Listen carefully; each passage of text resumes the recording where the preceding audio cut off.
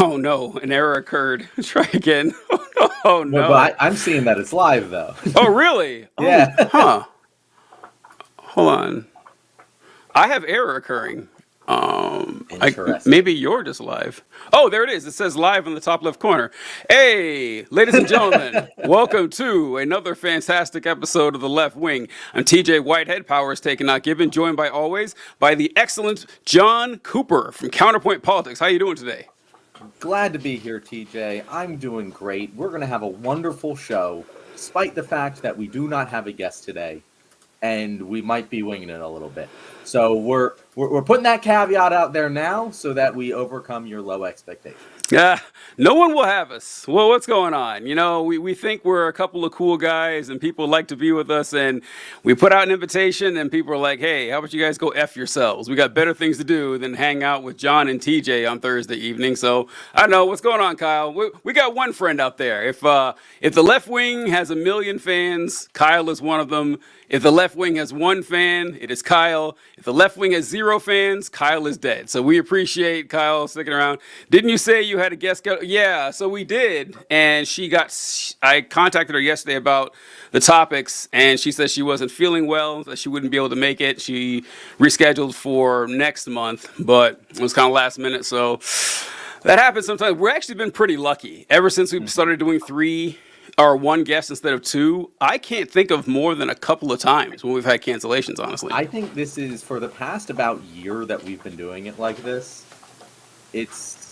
Or I guess it's been a little less than a year, but still, we've probably only done most of this year. Yeah, at least. like Yeah, we've it's only like done February. show just us maybe 3 times. Yeah, And, like, yeah. 2 of them were in the early days when we were kind of scrambling to figure out the new format. So Yeah. I've been pretty happy with our guests so far. And if Kyle, if you ever want to do some admin work, you can be our guest.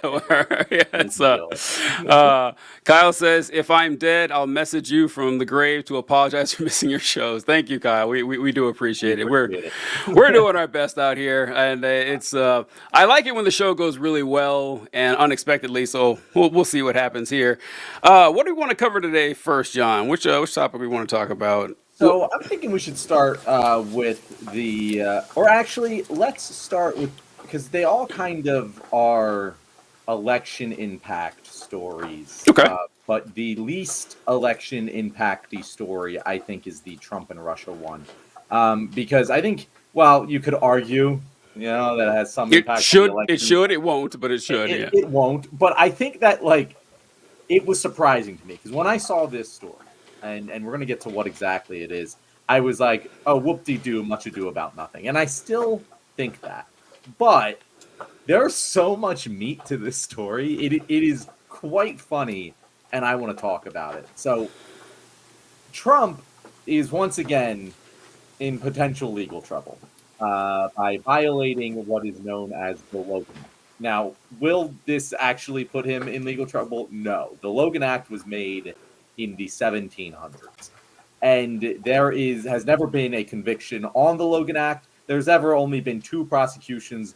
Both were in the 1800s. So this is one of those laws that are on the books, which politicians will sometimes throw around, and it sounds all official and scary, but it's just a complete nothing burger. It's like one of those laws where it's illegal to be in a bathtub with an alligator in the state of one of those weird laws that are on the books that's never actually come into play.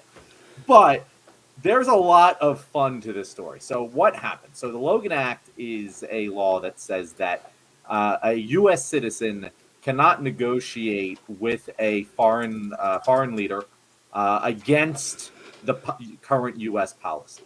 And Donald Trump clearly has talked with foreign leaders as a U.S. citizen, not in his capacity as president. And this one specifically is talking about Vladimir Putin, which there was allegations in a new book called War from Bob Woodward, which detailed conversations that Trump had with Vladimir Putin, some of them including sending him COVID tests during the height of the pandemic when Americans couldn't get their hands on COVID tests. So that is the intro to this story, and there's a couple other fun details. But I talked to introduce it a little while. TJ, what were your thoughts when you first heard about these allegations? So yeah, I first heard about him yesterday, the day before, something like that, pretty recently when I heard that Trump had apparently sent COVID tests to Putin. And since Republicans love Vladimir Putin now, I wonder if they like him less now that he believes COVID is real. Because like, how are they gonna they got to keep trying to square this circle of COVID is real, COVID is fake. It's also a bioweapon. It was also engineered to not hurt Chinese or Jewish people, whatever nonsense they believe. But what jumped out to me when I was reading about this, and you had mentioned it, was Bob Woodward wrote another book. How many? I'd like to take a poll of everyone I know, like how many books by Bob Woodward they have read. I haven't cracked open one, not one, but the guy must have written a dozen books by now. I feel like he does it every couple of years. He wrote another one about the Trump White House. It was all the recordings and stuff that he had from President Trump, and he just never stopped. 2022. That was That like 2 years ago. 2 years ago. Yeah, I was like, who was actually reading this shit? But with the thing with him and Putin, I mean, yeah, of course, because I was reading it, and it said in the article that I was looking at that a lot of times people were trading or handing out COVID tests to foreign dignitaries and foreign leaders because there were a lot of limited supplies. And I said, you know what? On the surface, that actually seems I understand that. Like I get if I'm the president of a nation and I'm talking to another president and both our nations are in short supply, but he has zero. Yeah, I can hook him up with one, but it's Vladimir Putin. It's Vladimir Putin. The guy that Trump pretends that he has nothing to do with, that they're not buddy and everything. Honestly, I have a hard time actually figuring out what their relationship is. I don't really know. I really can't tell you because I don't think Trump is all on board with everything Putin does, but he does seem very friendly to him. But I couldn't exactly tell you everything about what's going on there. But I can explain this relationship. Oh, let's go. Pretty well. Mm-hmm. You have someone who is a former Soviet spy who's trained in the arts of espionage and manipulation, who has been granted access to the most easily manipulated world leader of all time. And that is the relationship. Yeah. Plays him like a fiddle. That's it. Like it's not that hard. Yeah. Could you imagine how easy it would be? Oh, there was what's the guy's name? He's a comedian named Andrew something. He's got weird hair and the little mustache. Oh, he just went on his podcast. Yeah. I can't remember his last name. But there was the video you're talking about where Trump went on the podcast and everything. The entire time they're laughing. Andrew Schultz, thanks. They're laughing at Donald Trump the entire time. There was this really funny moment where he talks about, I went on to Face the Nation, and he goes, the show, it's called Face the Nation. They spent millions of dollars on the name Face the Nation. I say deface the nation. And Andrew Schultz was like, oh, I didn't know. Okay, I was wondering why you were saying that. They were just mocking him the whole time. But they were being really chummy and really complimentary to him, in a disingenuous way, but Trump was too dumb to catch it. I was like, oh man, Trump would be so easy. He'd be so easy to just string along anytime you wanted. So yeah, that's a good. Putin's definitely doing that. And the thing is, there aren't enough people around Trump aren't going to tell him that he was being made fun of the whole time. Like they're just going to be like, yeah, no, they loved you. They loved you, bro. It is really funny to see how easily manipulated he is. And this is going to be a recurring theme throughout our stories today, but it is incredible to see the extent to which the fascist morality of what advances the interests of my in-group is morally correct and what doesn't is morally wrong. It just permeates the entire Trump relationship. Yes. Because Republicans literally want to have their cake and eat it too. They want to call Russia an enemy because there's nothing they love more than rallying against an enemy. But also they see Putin as a strong man, and that's a good thing because Trump says it is.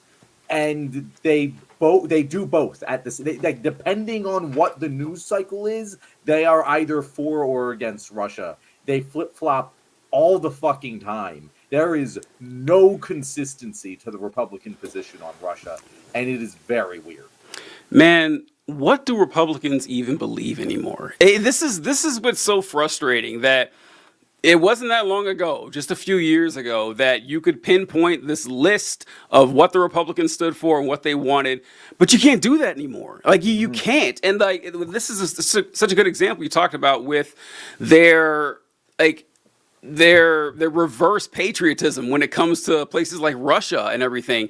And you remember when Brittany Griner was in jail in Russia because she brought like a little bit of marijuana into the country, and so they locked her up. Now, ever since, I don't know, the last 5-6 years or so, every Republican I know is like, oh yeah, marijuana, it should be legal. Once again, which would have never happened 15, 20 years ago. Now they're all on board with it mysteriously. And then they're like, oh, she broke the rules. She did the crime. She has to do the time. And we had, there was an exchange for like some Russian arms dealer that we traded out for Brittany Griner.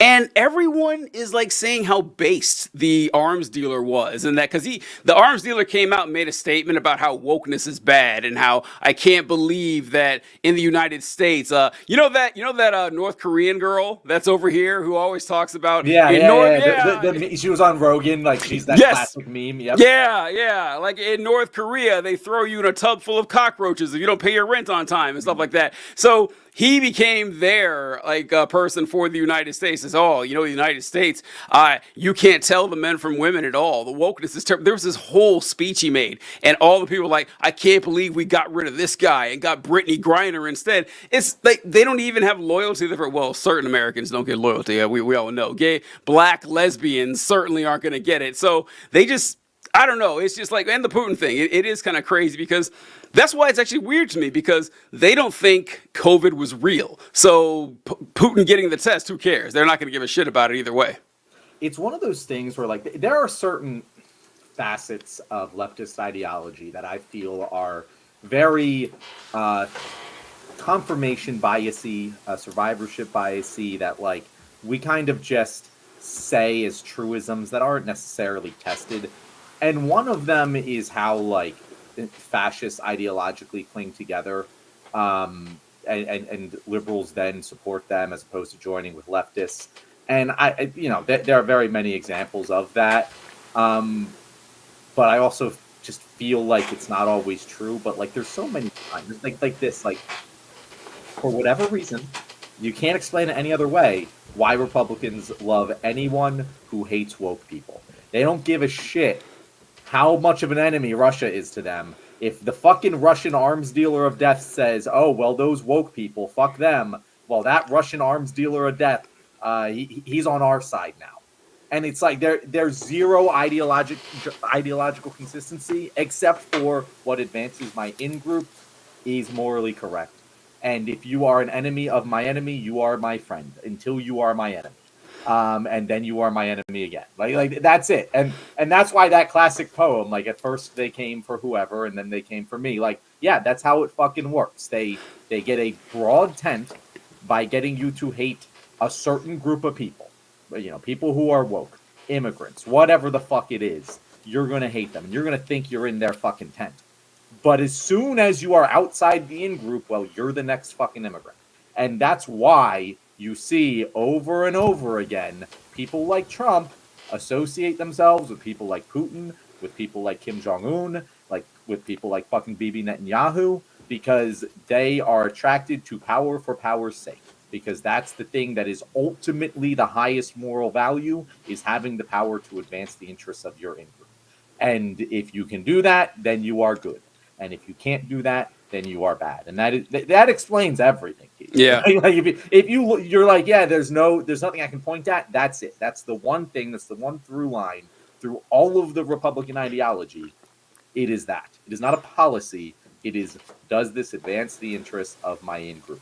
And what your in-group is a fucking Rorschach test. Yeah. It's like why QAnon worked Because if you ask like what is QAnon, very difficult to answer that question. It's kind of complex because it's this mishmash of 1,000 different conspiracies all over the place that kind of bond them together with hatred of whatever marginalized group they've chosen and a deep suspicion for any power structure, cynicism towards any power structure. A good example of what you were talking about, how they will take someone who they formally declared to be an enemy and then immediately rope them in the second they say something bad about a group they hate. Caitlyn Jenner. If you guys remember when Bruce Jenner first became Caitlyn Jenner, and there was this, I forget what the magazine was, like Vogue magazine or something like that, and it came out with Caitlyn Jenner on the cover. It said, "Call me Caitlyn," and had her as, the woman of the year.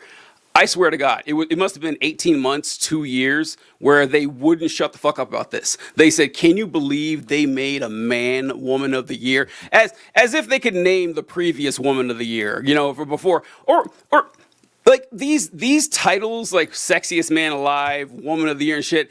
They don't mean anything. They're just there to sell copies of the magazine. But you ask a Republican, the fact that Caitlyn Jenner was named Woman of the Year was an offense to their sensibilities on the highest possible level.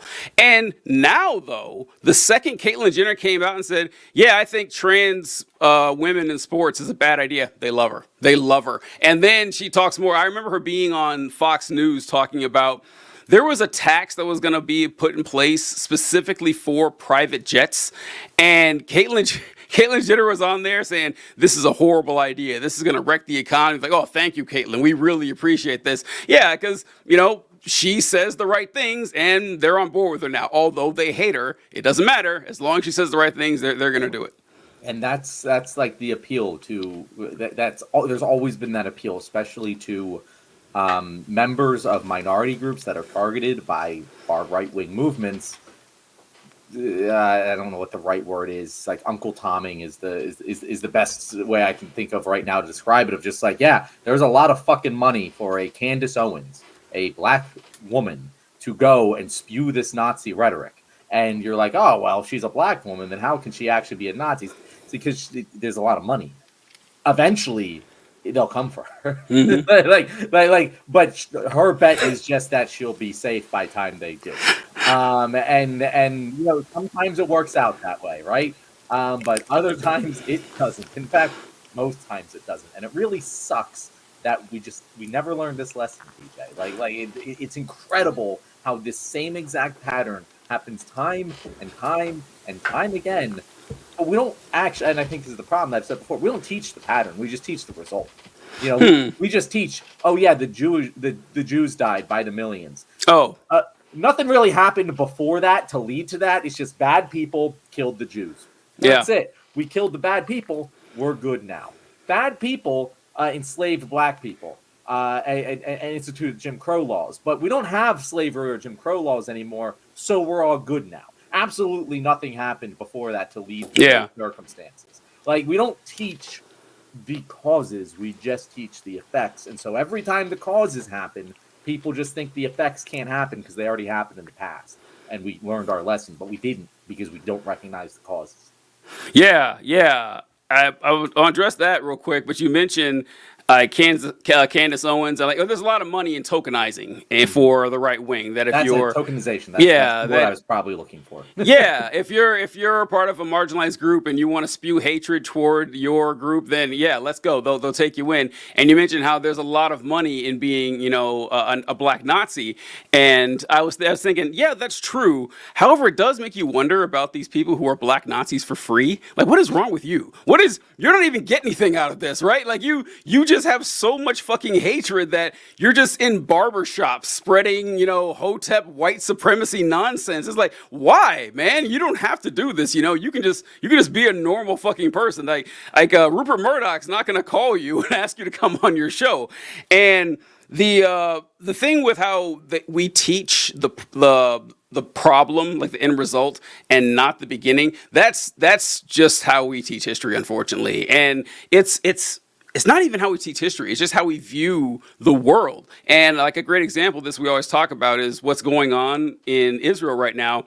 Very similar to what happened to us here in the United States when, I mean, it's not the exact thing, but you guys know what I'm saying, where there is an overreaction to an excuse from an action to, just devastate people on a disproportionate scale. And we all cheered and clapped for it. It's like, no, and no one learned. Well, I mean, not no one, but a lot of people didn't learn from it.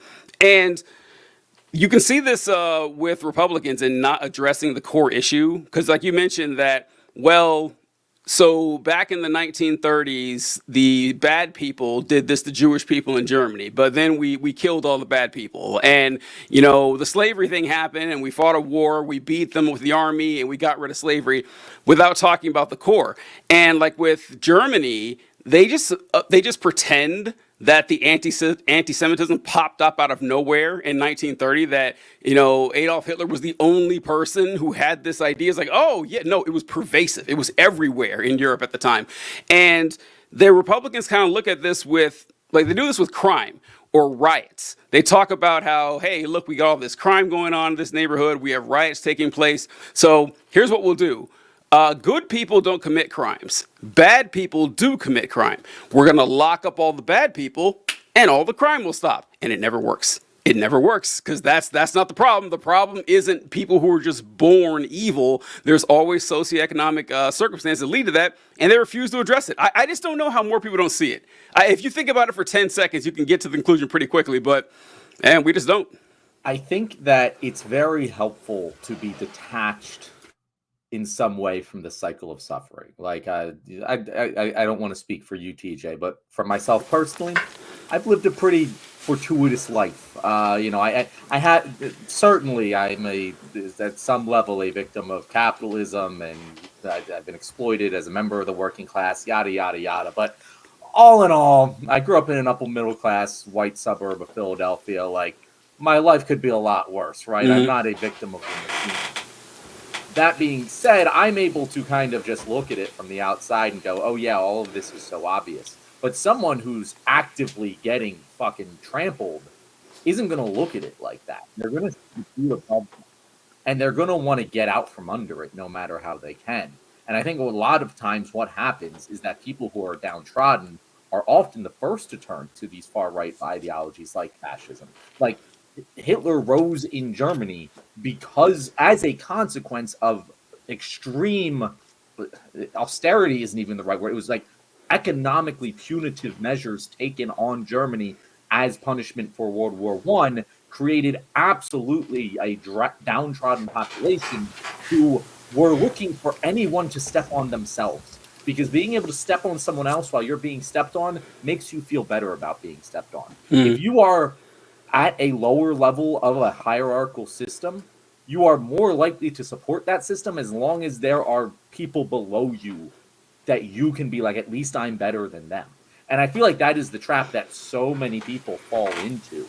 On all, this happens on both sides of the aisle, by the way. Like, I had someone today like arguing, oh, well, we should stop funding the Iron Dome because the people in Israel deserve to die. I'm like, no, fuck, that's the same goddamn argument, just on its head. And I get it. I get it, but it's just as wrong. Like, it's just as wrong as the argument the other side makes. Which is why we're consistent. Which is why, TJ, we've said this before, I respect the fucking white supremacists more than I do the standard. I do. At least they're fucking consistent. I do. Mm-hmm. Like they have logical consistency. It's fucking horrific, but at least they aren't like trying to fool themselves. Yeah, or you. That's really because that's what. Because conservatives, I don't know. It's gotten to the point now that I don't want anything to do with most conservatives, honestly, because if you don't need to be like deep in the trenches of political online activity to hear what other conservatives say and to hear what the thought leaders say, to hear what the politicians say, to see what they said in the past and what they support. It's like, oh, these guys are white supremacists. They come like just short of saying the actual term most of the time. A lot of them do say the actual term. And it's like, Okay, if I've noticed this, you've definitely noticed this. You've definitely noticed this if you've been there. You've been hanging out in a group of nothing but Republicans and heard what they've said. You've seen the organizations they sign up with, the websites they follow. It's just, yeah, you guys know what's going on. But oh shit, I forgot what I was gonna say. I should have wrote it down. Damn, gee, I had something I was going with. What were you talking about just now? The system of oppression, the cycle of oppression, the hierarchical worldview. That's right. That's right. Oh shit. The hierarchical oppression, the systems that you'll see this a lot in, because you see, you're right. It affects pretty much everybody. And I'll speak with for Black people first, or about Black people first, is that a lot of times you'll see Black people and they'll say that, well, you know, the solution is Black excellence or Black capitalism. No, it's not. Black capital. Look, white. Capitalism hasn't fixed the problem for white people, okay? It certainly isn't going to fix ours, okay? Well, it's not going to happen. So people delude themselves into thinking, all right, it's kind of like what Jordan Peterson does, or Andrew Tate, or the red pill guys, or honestly, hell, any conservative, speaker or commentator, is they'll say, they get the first part right. Congratulations. The first part is the system is stacked against you. The rich and the powerful and elite, they don't have your best interest at heart. They are going to screw you over the first possible chance they have. That is true. And the system is not in your favor. What you need to do is to make sure the system works better in your favor. And fuck everybody else. That's what it is. Like, that's their solution, that they need to take this unfair system and exploit it to their advantage at the expense of their fellow human beings. Which, yeah, congrats. That's sociopathic, but that doesn't actually solve the problem for anybody, honestly. What's that noise?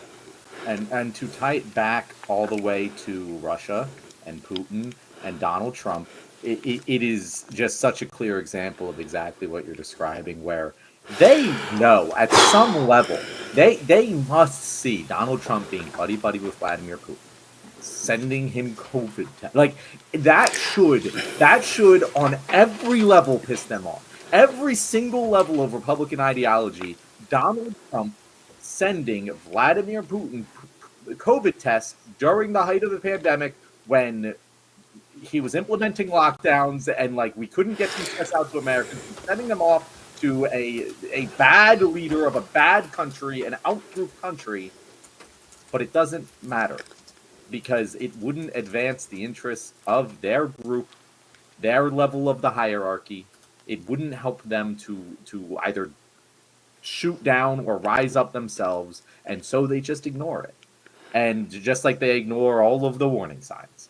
And, at a certain level, ignorance must be bliss, DJ. Until that comes and bites you in the face, denial is one hell of a fucking drug.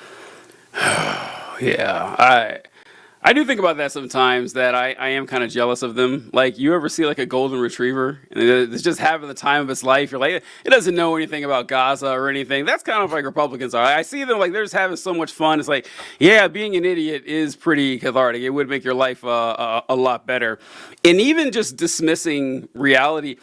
When you just mentioned the COVID lockdowns and everything, whenever you talk to people, this doesn't happen to people I talk to, but you'll hear people saying, yeah, Biden and Harris with the lockdowns. I said, the lockdown started in 2020. Like that's when in fact, that's when they were at their most stringent, at the middle and end of 2020. It kind of tapered off from there. Like by late 2021, most of them had, we weren't even locked down anymore by that point. We were locked down for what?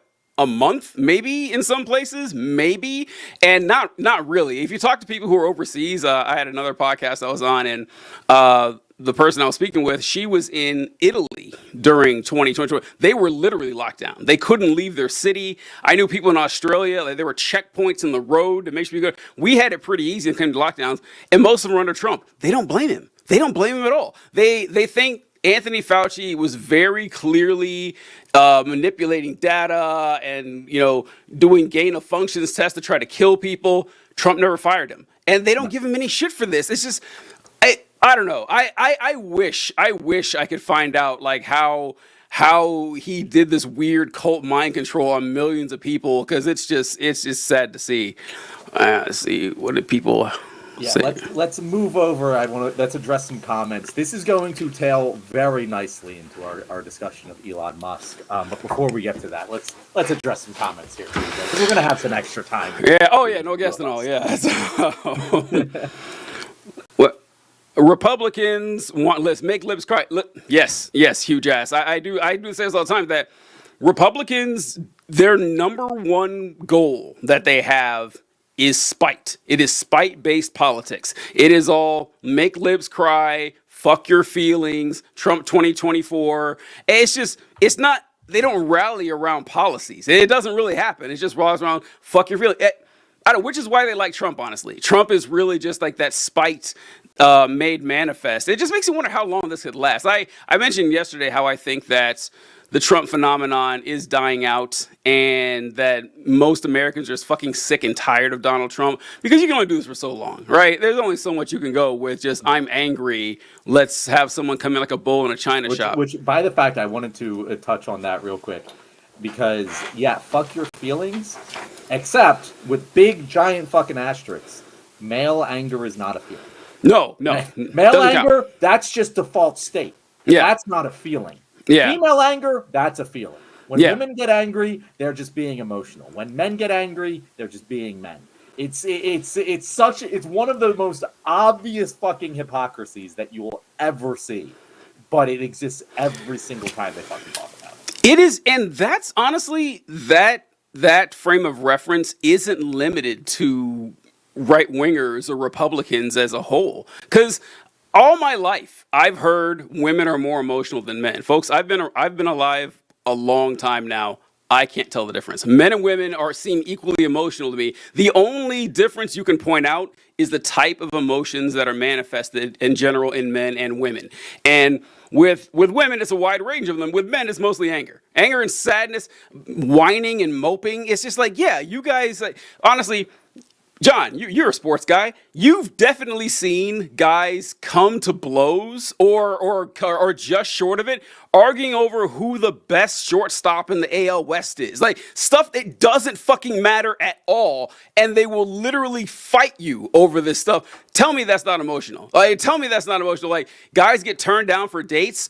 Like, I don't know, a girl broke your heart in 9th grade and you hate women for the next 30 years. Like, there are guys out there like that. There's, oh yeah, this girl, she cheated on me or she lied to me and I'm going to make all 4 billion women on planet Earth pay for this. That sounds pretty emotional. The people, the almost everyone who is like at 90+% who is in jail right now for aggravated assault, battery, murder, men. And so, yeah, it's pretty emotional if you ask me. I don't know how they get away with saying this, and people just let it slide. It's like, no, sorry, we need to talk about this. That's not true. I think it's a similar phenomenon to how, like, if you look at like a graph of like serial killers, it's like pretty flat for a while, and then it spikes in the 60s and 70s, and then starts going down again in the 80s. And it's like, what happened during the 70s? We got DNA evidence. Like, we started finding the serial killers. It's not that there were more serial killings. It's that we just didn't notice the patterns before because we didn't have the means of detection. And it's the same way for, like, men and women's emotions. Like, men aren't trained to recognize emotions or whatever. So they just kind of, it all comes out in anger. And there's all of these complex nuances that result in that anger that are just fucking ignored all the time. And it just comes out in anger. Meanwhile, women are actually able to process emotions, this is a generalization, but they are socialized to process emotions better and communicate them better. And so they'll talk about their emotions. And men hear that and they're like, she's talking about emotions. She's being emotional. Yeah. And that causes them to not have fits of rage. But then they don't get they get knocked for it because men can't understand what they're doing is actually preventing them from emotional outbursts because they're doing regular maintenance on their emotions. Again, generalization, there are many men that can fucking recognize emotions and many women who fucking can't. But this is the way we socialize people. Mark here said, our number one goal is spite, not free people, free markets, motto of the Wall Street Journal. I came in late and you guys are off the rails. Mark, some Republicans have, like, what's his name? Who's the libertarian guy? Ron Paul? Ron Paul. His goal is genuinely free markets and free people. I will believe that. But if you're going to tell me that fucking Marco Rubio, his goal is free markets, no, it's fucking not. Donald Trump's goal was not free fucking markets.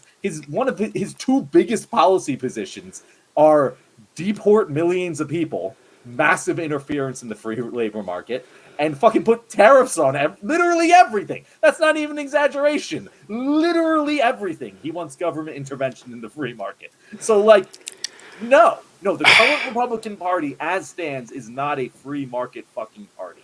You cannot possibly argue that. And oh man, Mark, I have so much to say. Mark, let's be real here. The fact that you listen to this show at all, it does prove you're a lot smarter than most other conservatives. I think you're giving them way too much credit here. And like, honestly, like with the whole thing, what you're saying about yeah, he doesn't hate watch the show either. Like, yeah, you really seem to enjoy it. I do have to give Mark credit. Like, he watches and he does critically engage. He might disagree with us a lot of the time, but he's not a hater who's watching. We can tell the fucking difference. I know, right? It's the IQ, honestly, but it's the all right. So you say that spite isn't what drives Republican politics. Here's my challenge to you: find out what they march for, and find out what gets the biggest applause lines whenever Trump is speaking. It's never going to be, oh, we need to do the tariffs. The tariffs don't get thunderous applause. It's never going to be, we need to reduce regulations. No, it's we need to deport the Mexicans. We need to deport the Haitians who I know are here legally, but I don't care anyway. The schools are transing your kids. That is what gets a thunderous applause, and you know it. That is what it is all about. It's all about hurting people. Oh, it's all about wow, can you believe Hillary? We should put her in jail, right? This clapping all over the place. It's never about the policies, and it never will be. That's why I say I'm so comfortable saying it, because you know these people well enough. You know what really energizes them. You will, like John and I talked about the other day. You will never see this giant protest for workers' rights in the Republican Party. It will not happen. The only time you'll see it, actually I saw it once, was during COVID, because like Southwest Airlines, they went on strike because they didn't want the vaccine. They were all over that. Yeah, because they love their conspiracy theories. But when it comes to actual policy stuff, that's ancillary. It's ancillary stuff to the rage that they have. And what else do we have here? Black Nazis tend to not just internalize racism, but the idea someone can signal to white people, I'm one of the good ones. Yes, that is true. There's a lot of value in being accepted by the in-group. There is, and they use it to your advantage. They'll discard you, and most black people realize that, so they don't fall for it, but that's true. When you're talking about these simple narratives, some people don't like to self-reflect. Metacognition is exhausting. It's easier to believe simple narratives of in-group good, out-group bad. That's true. Kyle, I agree with you. I do this to myself. It's fucking exhausting. I don't know why I do it, but I can't live differently. You have no choice. I do wish that I could sometimes just turn it off, like so many people do. It is weird though that you notice that you're doing this, but it's even weirder to me that people don't do it at all.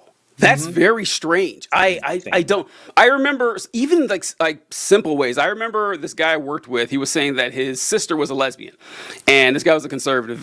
I don't know. It was always funny listening to this guy talk because he wasn't a bad guy. He just couldn't think very well, and he was saying that he was always against like welfare and people like taking free handouts and shit. And then one day I heard him talking. He's like, "Yeah, so my house is over here. I inherited it from my grandpa." I was like, how can you be saying shit like that, man? Like, you don't realize, but he was talking about his sister, and his sister was a lesbian. He says, and I always told her, look, I asked her, hey, have you ever had sex with a man? And she said, no, I never have. He goes, well, how do you know you wouldn't like it? And of course, the obvious question is, well, bro, have you ever had sex with a man? He says, no, I haven't. I said, well, how do you know you wouldn't like it? And he was like, oh my God, I never thought of it that way. It's like, how? Hey, you asked the question. You asked the fucking question, right? It's just like, and I just, people are living their entire lives like this. And I don't know. I don't fucking get it. I don't understand. So the fact that I can't turn it off isn't as disturbing to me as the fact that some people never turn it on. That's what I find kind of strange. Okay, so what is more annoying to you? People who kind of like Heather said, the golden retriever. This is very funny. Can you read that? Can you read that? Yeah. Oh, you heard of golden? Heather says, "Oh, you've heard of golden retriever boyfriends. Now introducing golden retriever flirters." and like, but what is more annoying to you? The golden retriever is just, I have no idea what's going on. I never think about anything. I guess I'm going to look up the candidates maybe a week before the election and just go vote. Does that annoy you more, or do like the fucking like dyed in red total hypocrites and they do not care, who have the knowledge to realize that they are wrong, but will say with a straight face that they're not? Which, because they want to advance their in-group's behavior. Which one of those is more annoying?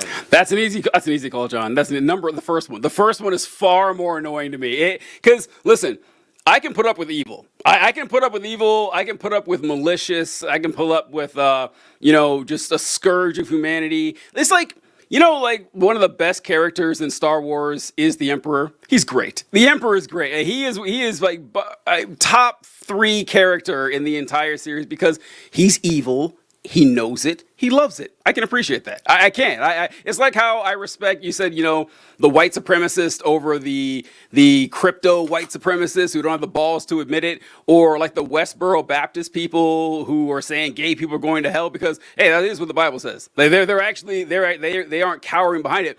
But people so there's 2 types of people you mentioned.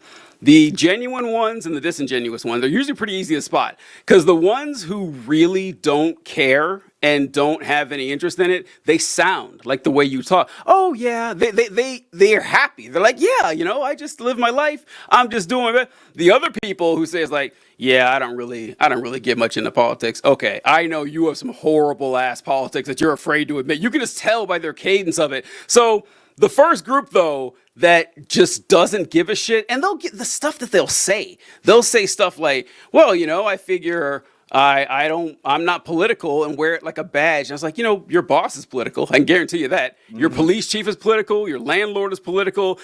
Everyone who has power over your life is political as hell. Why would you just cede that away to them?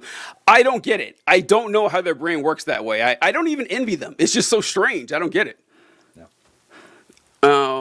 What is there? We got, some people live the lives of animals. They work, eat, sleep, have sex, watch TV, no thoughts in their head. It's not a good life. Being human beings, having intimacy and love beyond pure physicality. Yeah. Oh my God, there are more comments than I thought here. This is, but I was real quick that this is a great Wednesday Q&A show. I know, right? We're having a great listen. Couldn't come at a better time. This is we're kind of winging here. But my measure for how, because intelligence is kind of a fuzzy word. There's different types of intelligence. So, you don't do well on a physics test doesn't mean you're dumb. It's just not your topic.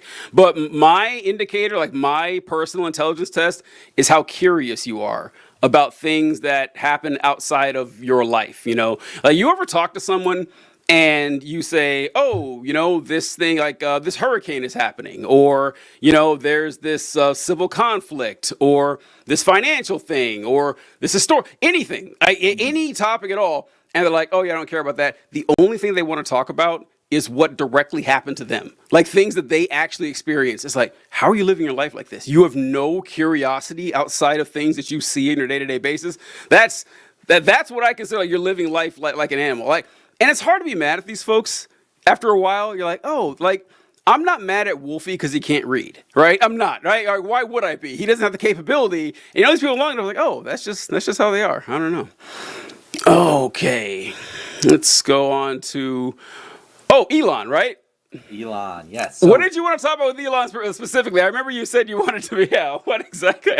So we just had a whole conversation, and if you are just watching this episode right now, go back and watch our last episode about Trump and Vladimir Putin. But we just had a whole conversation about how the only ethical moral code that these far-right groups follow is what advances what advances my in-group is morally good, and what hurts my in-group is morally bad. And the inverse is that is whatever hurts the out-group is morally good, and whatever helps the out-group is morally bad. And I want to talk about Elon Musk for a second here, because he is such a poster child for that mindset. and we've talked a lot in the past, and we're not the only persons to have made this comment, but how Elon Musk is such a great example, just in the most public possible example of how being rich doesn't mean you're smart. And just seeing what he's done to Twitter should very clearly demonstrate that to people. Well, it should also demonstrate this obvious hypocrisy in right-wing thought process, because I've been seeing a lot of chatter recently about how, oh, Elon Musk used to be a Democrat, and the Democrats moved so far left that Elon Musk just had to join the conservatives. And it's like, he was a Democrat, like, in the same way that fucking, I don't know, Nancy Pelosi's a Democrat. Like, it doesn't, the ideology didn't fucking cause him to be a Democrat. Democrats haven't moved left and left Elon Musk behind. Elon Musk has moved right because of the demographic shifts that have happened within the parties. Elon Musk is a dyed-in-the-wool fucking apartheid goddamn South African. And when you understand that, it explains everything else. Case in point, I'm going to pull up.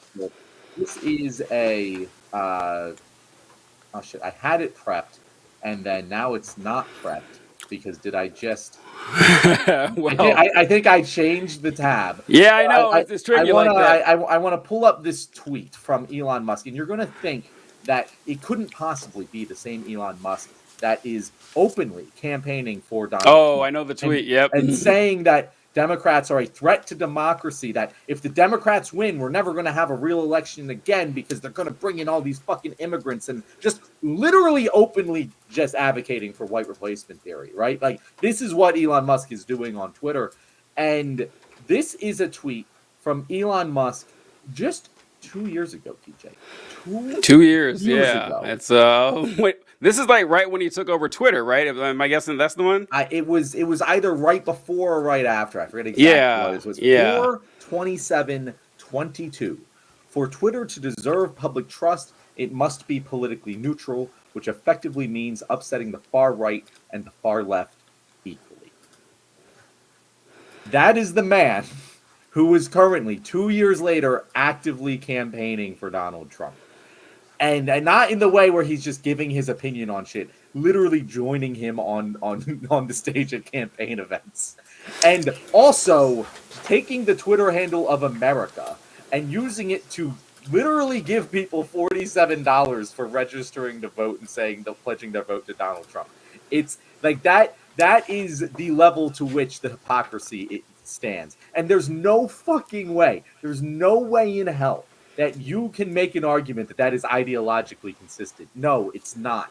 It's only because he wants to advance the interests of his in-group. That's what it always is. It's what it always fucking is, TJ. And it just pisses me off that, like, people just can't fucking acknowledge this. And I think a lot of the problem is that the people, like, Democrats do it too. And so, like, they won't call it out. But, like, I don't know. What do you mean? What are your thoughts? What do you mean? They won't call it? Democrats also have a fucking awful in-group, out-group mentality. Like, I see. They also will do the thing where, like, they're like, oh, yeah, Donald Trump putting kids in cages, his immigration policy was fucking awful. It's an affront to humanity. But when Joe Biden does it, they're quiet as a fucking peep. You know, like, it's not about the consistency in their worldview. It's about good guys and bad guys. You know. Yeah, there is some suspicious inconsistency too when the Democrats do this. And it's, you know what? It's kind of like what we were talking about before with how Republicans will embrace you the second you start saying anything they kind of agree with. And the Democrats are doing this now with Donald Trump, and how we've had this renaissance for George W. Bush that, oh, he was actually a good president when he was not.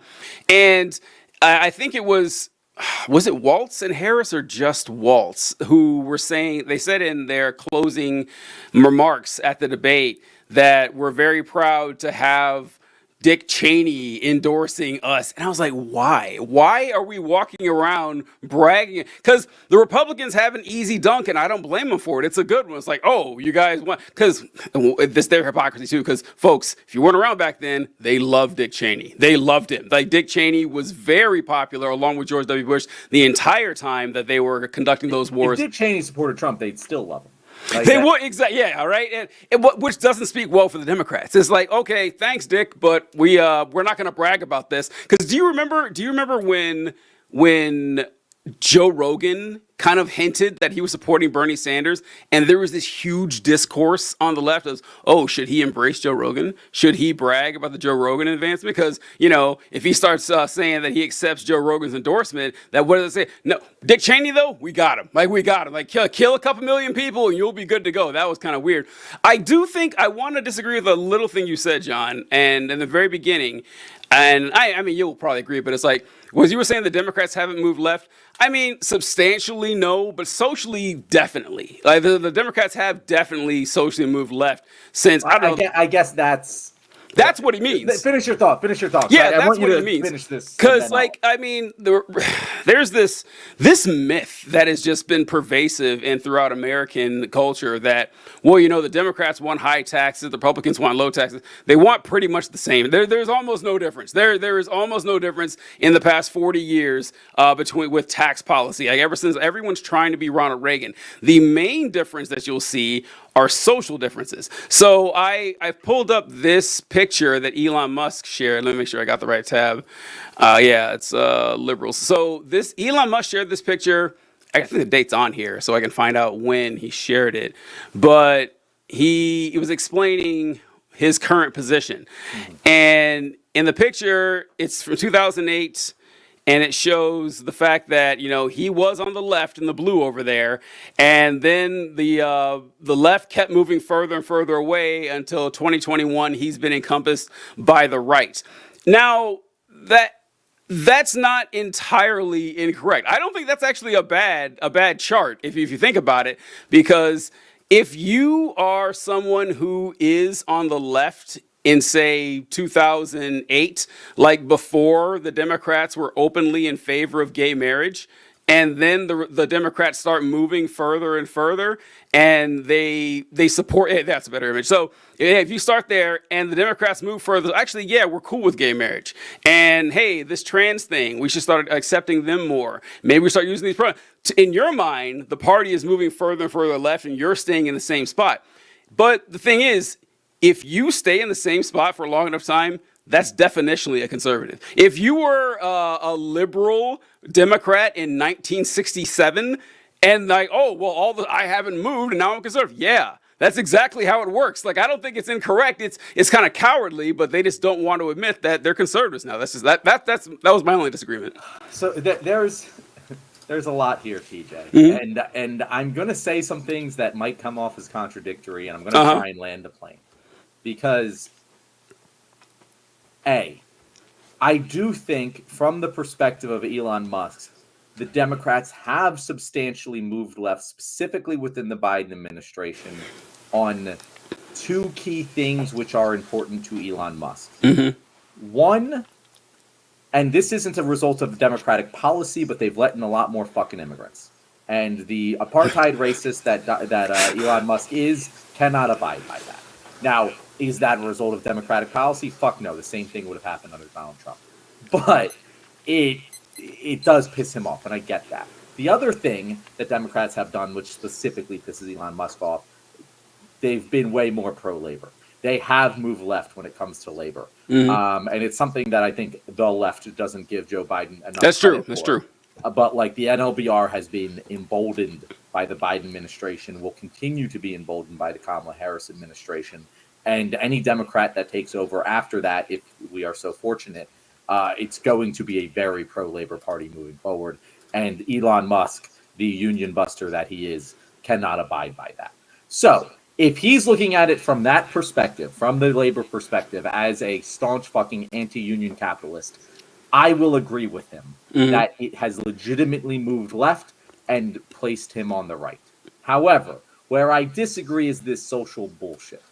Because I fundamentally, like, you're right, sort of, kind of, yeah, the Democratic Party has moved left socially, but have they? Like, besides gay marriage, what other fucking social policy has changed from the Democrats? Like, besides that one thing, which every fucking Republican now says they are okay with.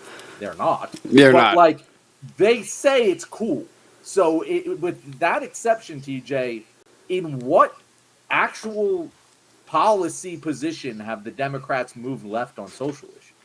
I don't know if it's necessarily policy because they wouldn't need to make one generally. I guess they could. They could like make policy saying that, we are going to, I don't know, the tampon Tim kind of thing. That, hey, we're aware that transgender people exist. So if a school needs feminine hygiene products in a boy's bathroom, we can do it. That they jump minor shit doesn't really matter, but generally it would be just like. And honestly, this stuff kind of annoys me too in a little bit, where the Democrats will focus a lot on the messaging about a culture issue because they don't really want to make a whole lot of policy stuff. So they will, like, remember, I was trying to think of thing one. But like, remember how they're still trying to do it, I think, where they refer to Latinos as Latinx or something, Yeah, right. And you talk to people like Latino people, it's like, yeah, no, that doesn't make sense. Like that doesn't work in Spanish. Like I get what you're trying to do, and so like stuff like that. And so like little messaging things that just annoy them so much. Like, well, I guess I'm a Republican now,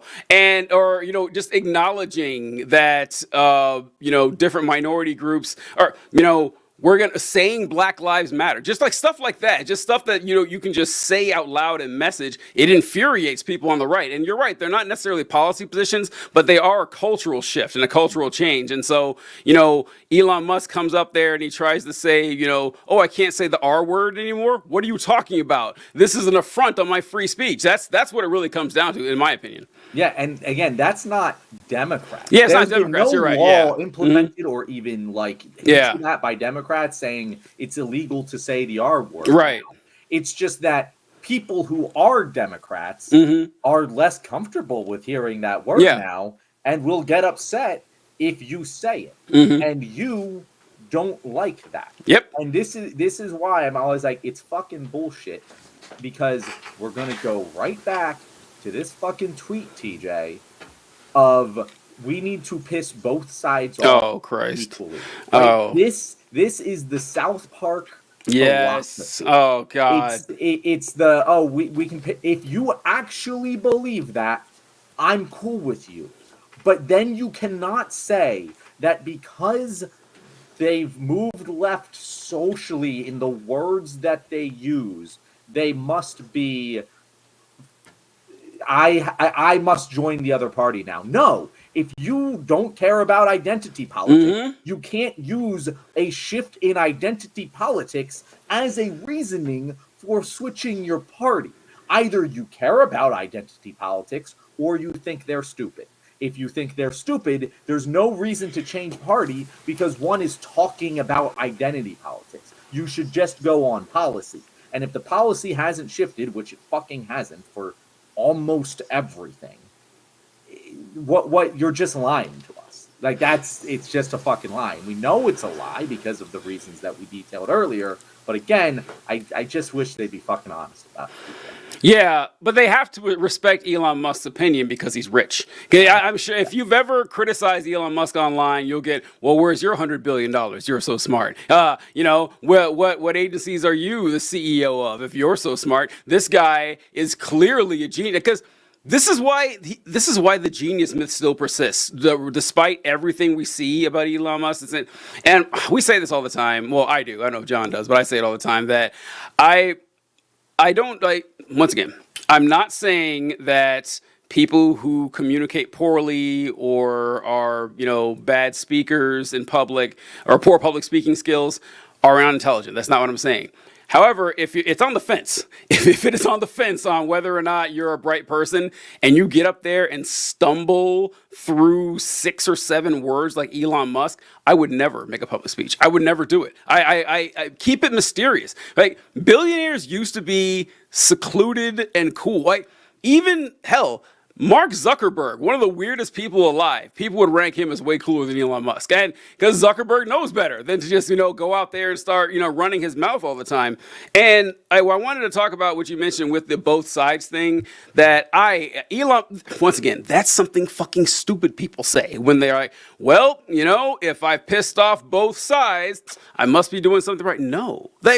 In what context is that ever true? That these two positions elections that just happen to represent the two major political parties of the United States at this particular time are the full extents and the parameters of this conversation. Hey, so the middle of this must be correct. That makes no, it's arbitrary. It makes no sense at all.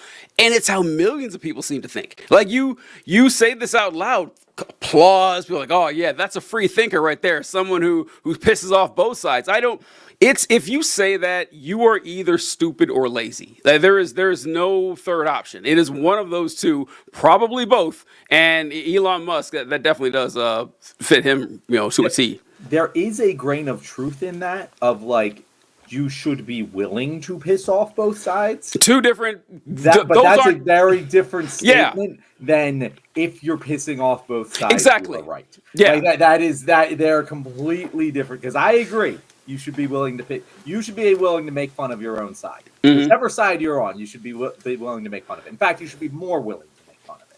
But and if you can't do it, it is a sign that you are in a fucking cult. But it doesn't mean that if you do piss off both sides, you are correct. Like that's just again, I can't watch South Park anymore, kind of because of it. Like it's really sad. No one really believes that either. No one really believes that because they have positions that are like, well, yeah, obviously the First Amendment is good. Like within certain parameters, yes, where there need to be protections, fire and crowded theater and all that. But overall, the First Amendment is good. I don't need someone to have. Actually, the First Amendment is bad. Free speech shouldn't be a thing. Like the government should be able to lock you up for saying I disagree with the actual. Like I don't need to both sides this. And also the concept that there are two sides. Absurd. Ridiculous. They just accept it. And it's like, Jesus Christ. We shit on the United States for the propagandists and everything, but they've done a hell of a job, man. They've done a hell of a job these last 100 years. Oh, geez, more than that. But saying that, well, these are... You know how people say that there's a liberal media, and that kind of makes us laugh, that they think the media is liberal, the media is corporatist, obviously. But I remember listening to Noam Chomsky talk about this. A lot of people probably heard this, but he was saying that the media kind of is liberal, and it kind of is liberal by necessity because like the New York Times or CBS or whatever, they set the limit to where public discourse can go to the left. Like anything further to the left than what you'll see on corporate media is seen as, unpatriotic, as revolutionary, as radical, as extreme. Even just so you say your position is like, oh, well, isn't that kind of extreme? Well, what's wrong with that? Well, what's wrong with it? Are we about talking about ideas or not? So in a way, it kind of is, and it's just. I just can't. Once again, it goes back to the lazy fucking thinking. There are two sides: Democrat, Republican, conservative, liberal, and that's where I'm going to keep my entire conversation. Not going to expand any further than that. One thing I will say to wrap this up is that I don't know if you get this because you make different content than I do, but I make a lot of content directly, representing conservative arguments. I do I'm speaking on this side as me, I'm speaking on this side. I call it John and Dumb John. That's what I call it in my head when I watch. Oh, it's John and Dumb John. That's so yeah. And so I often will get accused of straw manning. And for what if you don't know what a straw man is? A straw man argument is when someone makes an argument to you and then you construct a weaker argument to argue against instead. One that isn't actually being made. For example, if I say war is bad, you might say, oh, well, so you're saying we shouldn't have gone to war with Hitler? And it's like, no, that's not what I'm fucking saying. But that's a straw man argument, right? Very similar to a Mott and Bailey. But the thing is, when I make my videos, when I make my content, I'm arguing oftentimes against things that like Donald Trump or Elon Musk literally directly said. And they're like, oh, well, that's a weak version of the anti-immigration argument. I'm like, well, that's the one Republicans are fucking making, bro. Like, it's not my fault that they're making the weak version of the argument because people are fucking buying it. So clearly it needs to be refuted. And it's like, there's not two sides to the Haitians in fucking Springfield, Ohio argument. And the fact that the media treats it like it could possibly have another side to this argument is absurd. That is right-wing bias, bro. Like, it is the most right-wing bias thing you can possibly have to treat the absurd argument the right side is making, which has no basis in data. I swear to God, they will just repeat shit like oh yeah, Trump's talking about the migrant crime wave, and not say ever in the fucking article that no, that's just a straight up lie. Immigrants commit crimes at lower rates than native born Americans. Every fucking time they should say that, and they don't. And the fact that they don't, and the fact that they treat the two things as equal, even though one is clearly wrong, that's right wing fucking bias. Yeah, it's listen, conservatives, it's very hard to avoid straw manning your arguments when every one of your arguments is made of straw. Every single time, like they are all they sound ridiculous because they are ridiculous. It's like something I point out a lot is that a lot of here's a good example. You'll see like Donald Trump get on stage or something and say, the Democrats out there, they want to have babies executed the moment after birth. That is not a position anybody holds. It's not a position that you will find in writing anywhere. It's not legal in any state. And they do this for a lot. They'll say, like, they spread this vicious lie that people on the left are advocating for kids to get their genitals removed. That these people like in all these states, they can just send their 9-year-olds out there get their junk cut off. That is not legal anywhere. So just so everyone knows, it is illegal or it is not permitted anywhere in the country to remove a child's genitals because they hear the term like trans affirming care or even trans affirming surgery, and they'll automatically assume junk on the floor. Like that is what they're assuming. And it's like, no, you need to be 18 to have bottom surgery. Except for like, there's like 2 states, I think, where you can make an exception for 17 if they've been, in treatment for like 5 or 6 years, something like that. There's no scenario at all where a 7-year-old gets their genitals removed. Republicans say it all the fucking time. It's not even close to true. And for us, though, when we say the wild shit, there are plenty of Republicans who believe it. Like we will say that, listen, there are people out there who want abortion to be illegal no matter what. Like they don't care if it's rape, incest, life of the mother, they don't care. You can find plenty of Republicans like that. It's not just Republicans, it's fucking Republican congressmen. People in office. Like it's actual people with power to do the things. Yeah. It's not just everyday Republicans. Because you won't even find everyday Democrats. Like any fucking trans right advocate, you can go out there. They're not going to say we should be chopping 7-year-olds fucking dicks off. Literally no one is saying that. Well, wait, Kyle did bring up a good point. So it is 100% legal to remove a child's genitalia if they are intersex. It's called intersex genital mutilation. Republicans make carve-outs and anti-trans legislation to make it legal. That's true. All right, in that scenario, it actually reminds me of a joke I would make on this whenever they would say that, that there's genital mutilation. Goes like, no, the only genital mutilation that happens is when they circumcise, boys when they're born and everything. But Kyle is correct. People that are born intersex can have it happens all the time. And so, but that is what I was addressing. But that is absolutely true. So yeah, it's like once again, not living in reality, saying that people do something when it doesn't exist at all, while constantly saying shit that nobody actually believes. I don't know. So I'm glad Hugh brought this up. I was going to say, some people think the earth is a globe, others think it's flat, so the truth must be in the middle. It's probably a cube or something. Yeah, I use that example a lot. I'm starting to be able to use it a lot less with as many flat earthers are around, where I was like, yeah, whenever I talk about geography, I always come at it from an anti-flat earth bias. Yeah, I don't need every time someone talks about a hurricane, I don't need to have another person on there saying, actually, the hurricane's not real. This is all made up by the government. This is all green screen. Florida doesn't exist. We're going to be getting to that, TJ. Oh, are we? The hurricane. Let's go. Let's fucking go with it or whatever. We'll jump right into the hurricane. Yeah. Then we'll get to the comments and we'll finish off with our election coverage. But okay, so TJ, there was a big hurricane yesterday, last night.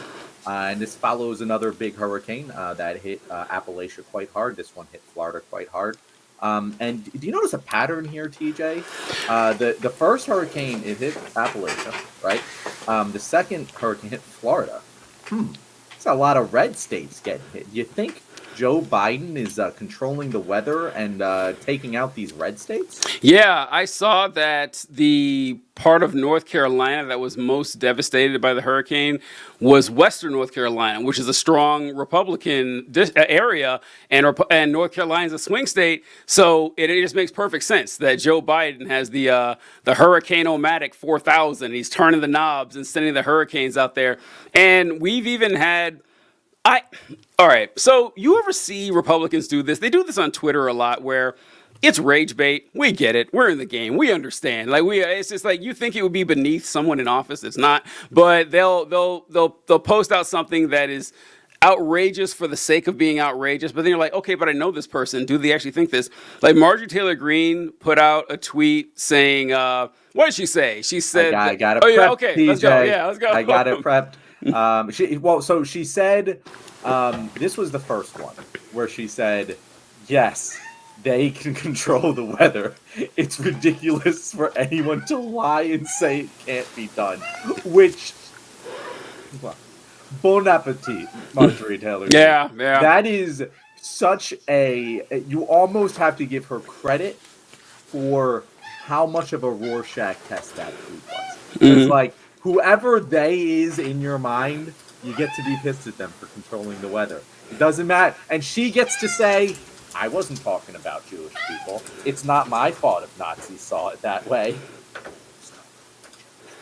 Like that's exactly what she and she knows she's doing it, and it's fucking brilliant. But she actually explained the tweet, TJ. Oh, did she? No, I didn't see that. No, I didn't see follow up. So she explained and posted a lot of screenshots, so you know that she has to be correct. Everyone keeps asking, who is they? Well, some of them are listed on NOAA, as well as most of the ways weather can be modified, because they're required to report it to the Secretary of Commerce by the Weather Modification Act of 1972. So what she's doing here... Yeah, what is she talking about? Is what we call moving the goalposts, right? So there are situations where, yeah, you can, to a certain extent, modify the weather. Like, it is a thing where, like, you can try and get an area to have more rain. Yeah, you can see clouds and shit. Exactly. Where, like, it's marginal, like, we're trying to overall, it's more climate manipulation. And she's moving the goalposts from they create hurricanes. They can specifically order a hurricane to hit this specific area to, yeah, humans have some impact on the climate and can control weather patterns to some certain extent. But also, and here's the very critical part, TJ, they do not contribute to climate change. We can directly control hurricanes, but do not cause climate change. It is one of the most of even fucking other Republicans are like saying they're tired of her shit. Like we have fucking Republican Chuck Edwards of North Carolina literally put out a press release entitled "Debunking Helene Response to Helene I saw Response that. Myths," and while not mentioning Green by name, stated nobody can control the weather. So yeah, this is yeah, that is wild stuff. I just you know what's so sorry. So a blind spot for me in my whole life has honestly been anti-Semitism, because it was always so strange. And even growing up as an evangelical, I agree with that, growing up as an evangelical Christian, I didn't see a lot of it, because a lot of times when people refer to, and once again, I am not defending, I'm the last person to defend the evangelical Christians, whatever, but people refer to evangelical Christians as being anti-Semitic.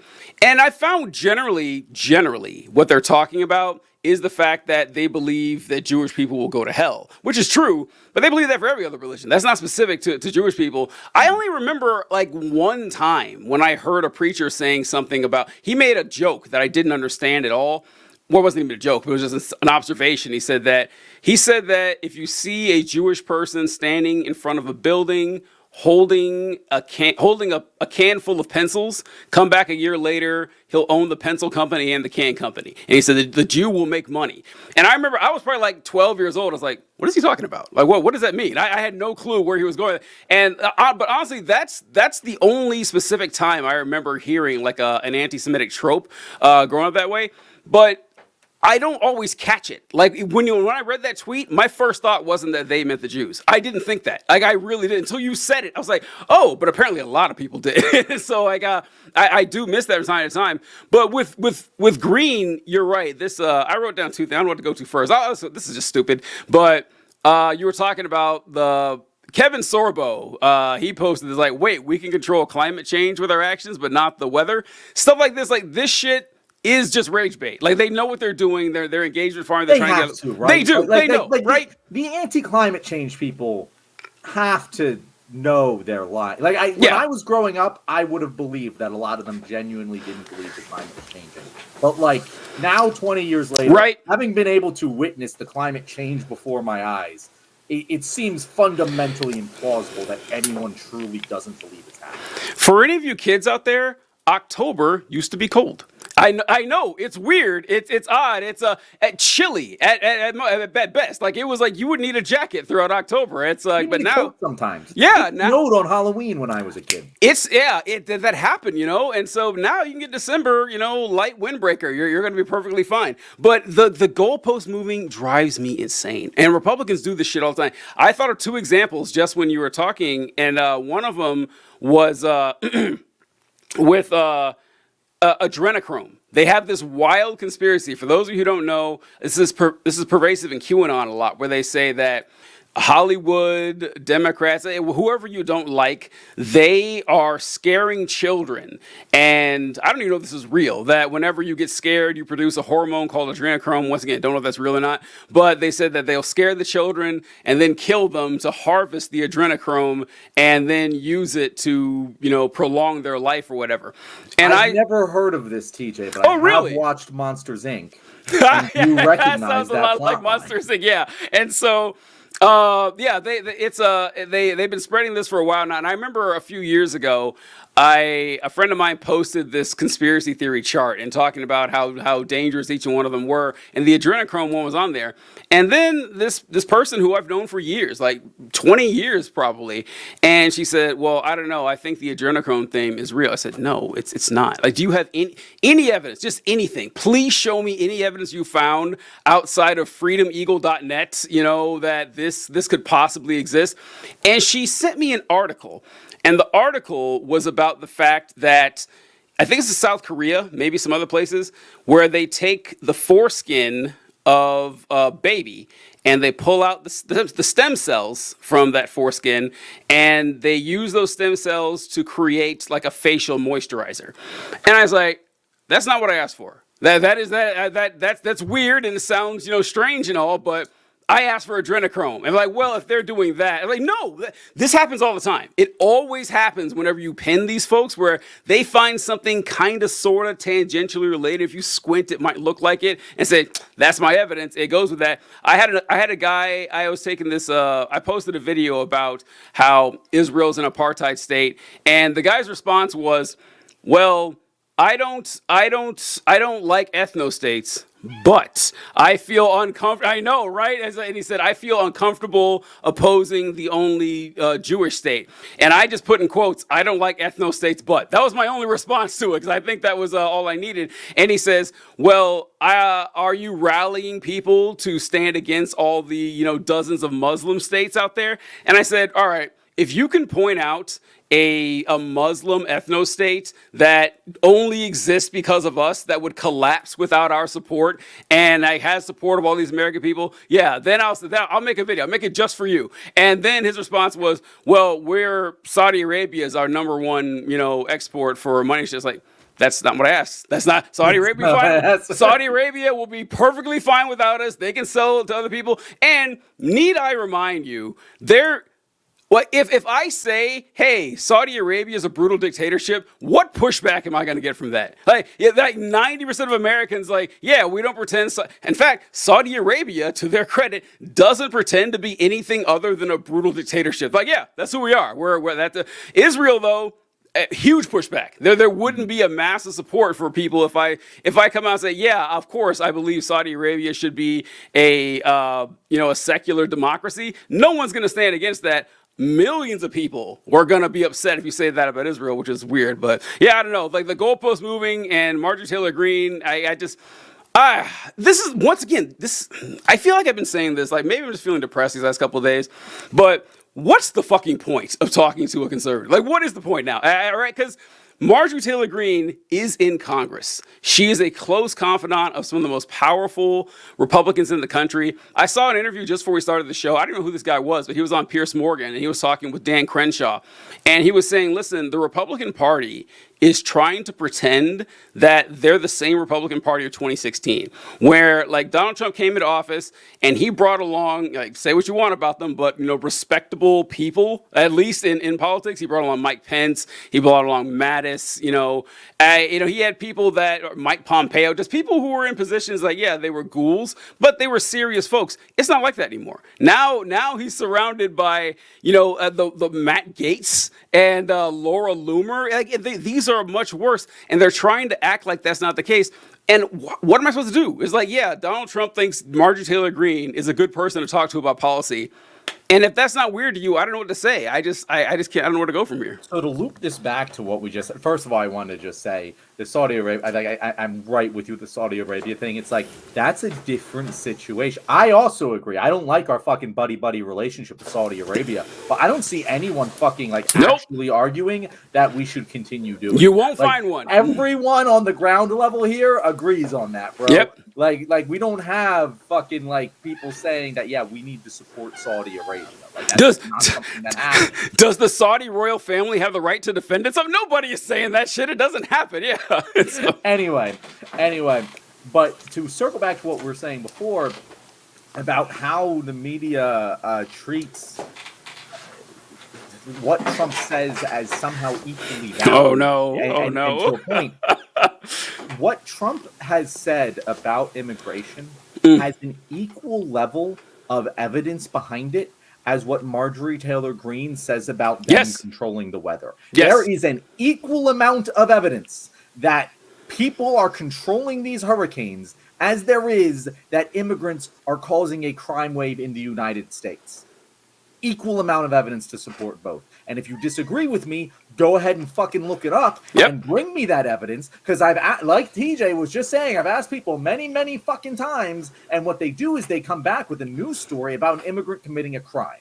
And that is not fucking evidence of an overall trend that immigrants are causing in rising crime rates. In fact, crime rates ain't even fucking rising. So, I don't know. You look at the fucking CBO, it says, oh, yeah, they're going to reduce our deficit by nearly $1 trillion. Just the illegal immigrants who have come over during the Biden administration reduce the deficit by $1 trillion. That's the nonpartisan congressional fucking budget office. There is no evidence they economically hurt us. There's no evidence they hurt us with crime. I think 87% of all fentanyl is smuggled by U.S. citizens. There is an equal amount of evidence that Trump's claims about immigrants are true as Marjorie Taylor Greene's claims about hurricanes are true. But one of them is treated as a clown who gets joked off the stage, which is also harmful because they don't fucking take it seriously, despite the fact that she's a sitting goddamn congressman who will win re-election every fucking time that she runs. And that's treated as a clown show that we can just ignore because, of course, Marjorie Taylor Greene's a clown. But Trump's claims are treated seriously, and we're going to acknowledge them as if they are real, not ignore them like we should. Or actually, we shouldn't ignore them. We should just say they're wrong. It's very frustrating. You're right. It's like, why even bother talking to Republicans? It is frustrating as hell. If we're talking to Milton Friedman, he's a fucking conservative that put together some very reasonable fucking arguments for conservative policy. I could talk to that kind of Republican all fucking day. Unfortunately, they don't exist in the Republican Party anymore because anyone who was putting forth reasonable arguments has clearly identified Trump as a fucking idiot. And would anyone who is reasonable would not vote for him. That is God, that thing about them shit. What's gonna fuck it again? I was gonna say I keep losing track of my thoughts here, but oh yeah, another thing that you said about how they switch the subject of everything. Voter fraud. They do the exact same thing. They did with Yep. voter fraud. They'll say there were millions of illegal ballots, dead people voted across. Like, okay, all right, where's your evidence of this? Here is an affidavit from a state court in Arizona where some lady said she's like, what? This is it? This is what you have? And with convictions, there's like 9 convictions for voter fraud. And then I see this happen on television, and I can't believe reporters walk into it because the statement they'll say, they'll have like Ted Cruz on there. That was like, all right, well, there was no voter fraud. And he's got him. He goes, "Oh, you're telling me there was no voter fraud at all?" And it's like, "No, of course. Like, I'm sure there was a few instances of it." And it's like they pretend that there was some sort of mass conspiracy of millions of fake ballots or non-citizens voting in federal elections. No proof for it at all. Doesn't matter. And if you ask for the proof, they give you like one random story or some shit. Did you see that lady who went to jail for 9 years for tampering with voter evidence? Did you see that? No, I didn't. Oh yeah. Oh, I should pull that up when we do the next segment or whatever. But her name was Tina Peters, I think, and she was in, I forget which state she was in, but she was trying to prove that Mike Lindell was right. That there was like people would put in their votes into a voting machine, and that the machine would flip their ballots to someone else. And I think she got the help from someone who worked on the machines to like let her get into the vote, like the secure voting information and pull it out or whatever. And like the judge eviscerated her, gave her 9 years in prison for it. But she was defiant the entire time, and he just ripped her a new one. So I should play that for the next clip. But I don't know. It is just exhausting what the Republicans are going through. Yeah. All right. Let's address some comments, and then we'll wrap up this show with some election horse race chatter. Because there were a couple good ones that I wanted to address. What was it? Let's just go through some of them. Hugh Jass, we love you, Hugh. This is why it doesn't make sense to put social issues on the left-right axis. It's more than a libertarian versus authoritarian thing. Left-right should be about prioritizing human rights versus business. I do. Getting way too complex there, Hugh. Getting way too. Yeah, because I do think that there is authoritarian libertarian axis, which is basically ignored in American politics. Like that just doesn't really exist. It's all about the same. Would you agree with that, TJ? Yes. I mean, I guess like Donald Trump and what he is proposing in his second term is a radically more authoritarian stance, but going from Obama to Trump to Biden, I can't tell you which one of them is more authoritarian than the other in their presidencies. Would you disagree with that? I think Trump would be more authoritarian. Like, I mean, I would have a hard time, even just for the deportations alone. I think would put or the threat what he's proposing in this presidency. Yeah, I agree with you. I'm saying Trump's first term.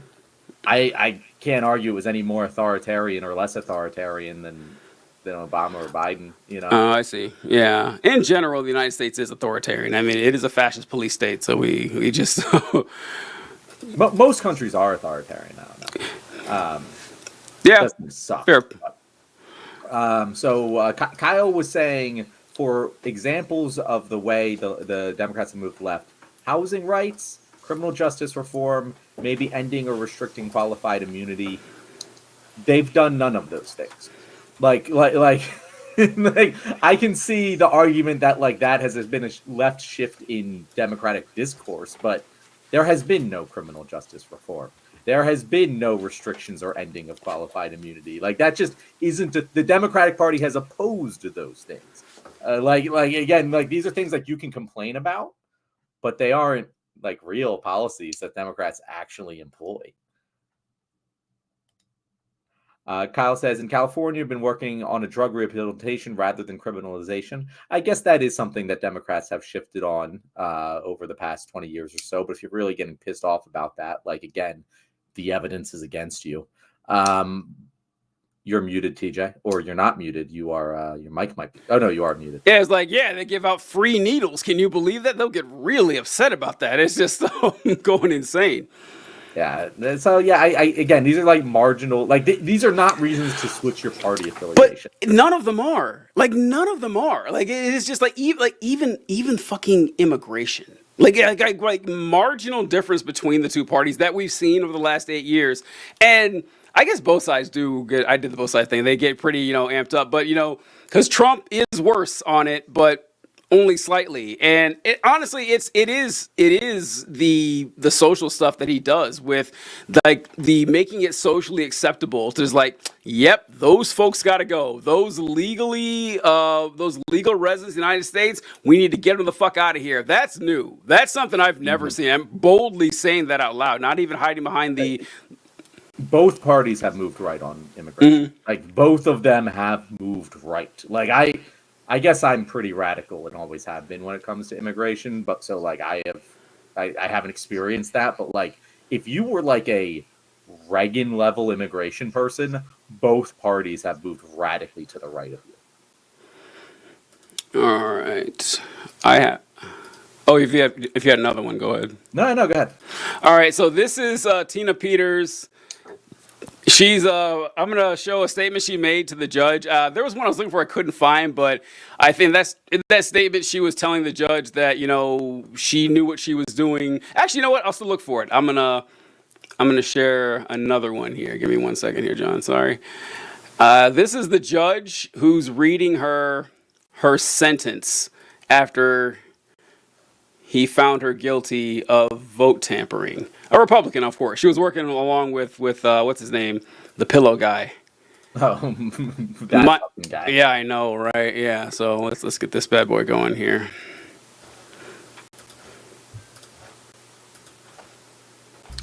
I'm convinced you would do it all over again if you could. You're as defiant as a defendant as this court has ever seen. You don't have those histories of drug and alcohol abuse. There's no lifetime of trauma, not even close to the type of mitigating circumstances I would see from many folks who sit in that chair. No, to the contrary, Ms. Peters, you are a privileged person. You are as privileged as they come. And you use that privilege to obtain power, a following, and fame. And to be sure, there's no doubt in my mind that that is exactly what you wanted, and it defies all sense of common sense to believe when you suggested to me a few moments ago that you didn't want this attention. No, you crave it, ma'am. And there is no one in this courtroom who would consider that to be anything other than the absolute truth. But to get to the point of what it is that you did here, it's my impression distinctly that you never took your job of clerking particularly seriously. You didn't complete the certification. One scandal after another followed you in your time as the clerk. And ultimately, it was a belief that the echo chamber in which you live couldn't be wrong, among other things, that led you to do what you did here. This thought process, unfortunately, seems to consume so many in our country, regardless of race, gender, political affiliation, or the like, that what it is we hear and think can't possibly be wrong.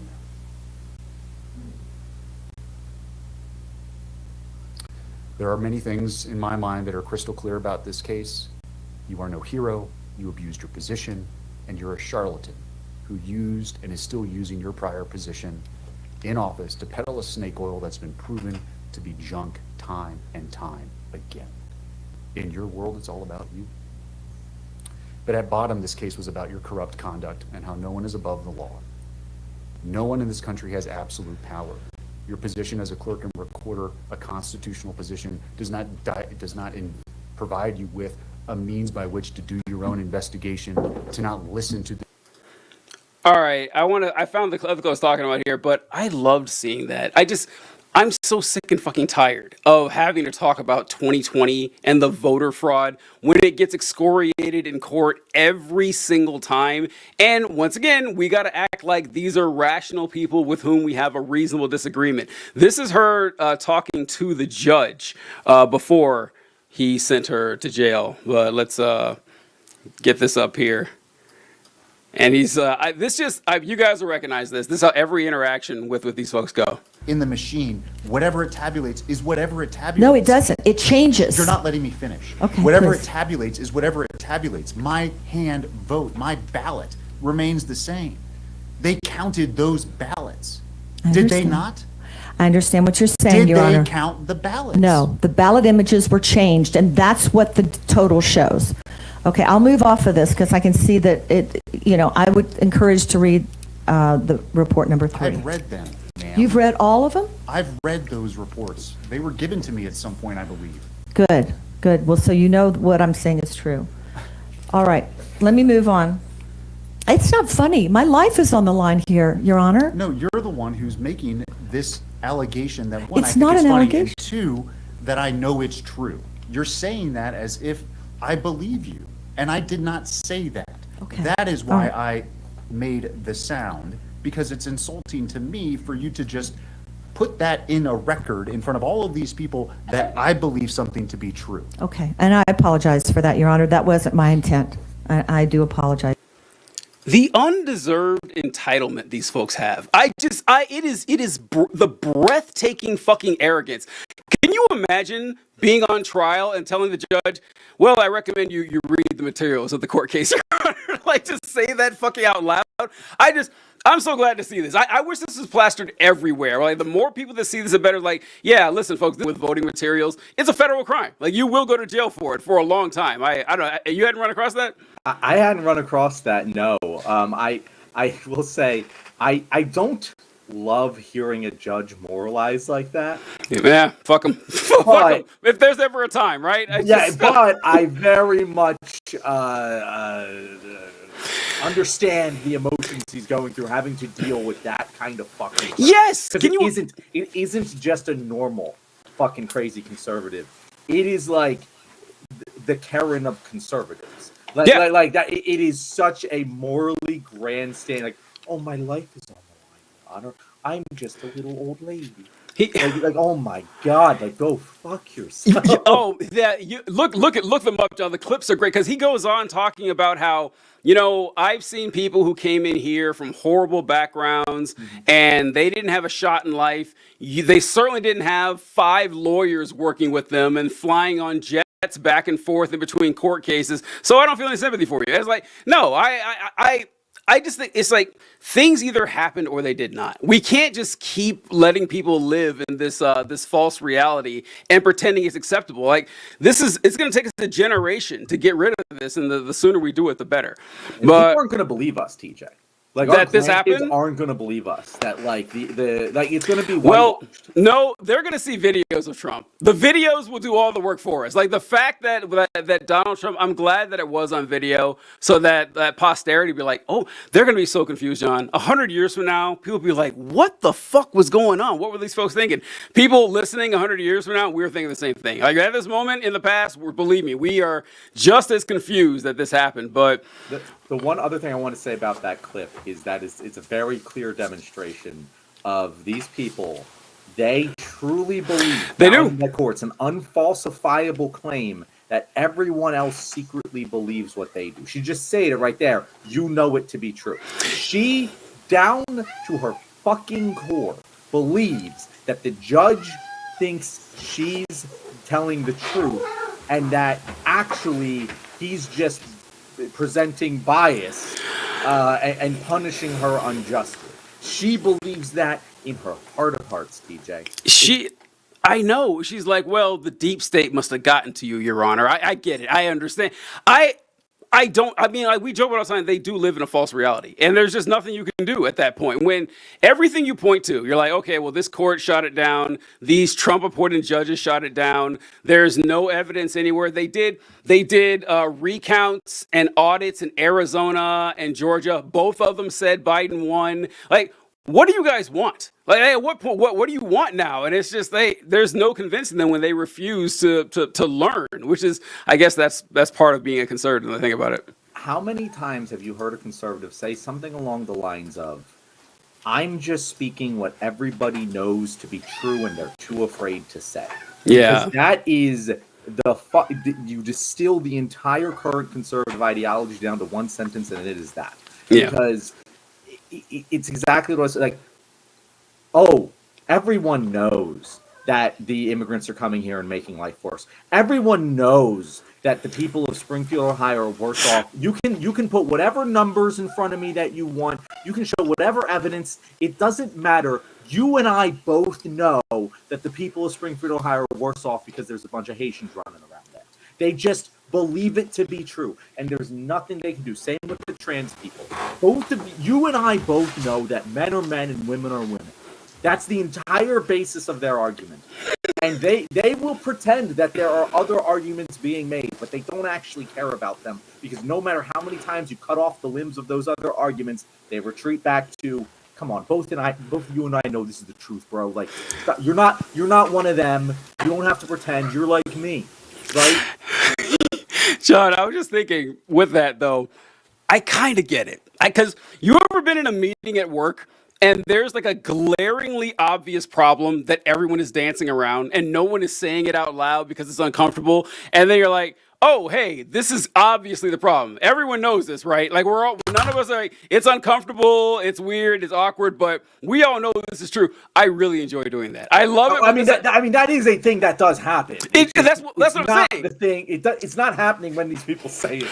Right, but my thing is, what I'm saying is that whenever I say that, I am 1,000,000,000% convinced that everyone knows it. Like, you can see it in their eyes. You're like, oh, now, I don't have any evidence of this. We didn't talk about it before, but I spent 5 minutes looking at the proposal and the math, and I was like, okay, this is the problem, but no one wants to say it because it's going to offend that guy over there. And it's kind of funny when it happens because, the tension is broken.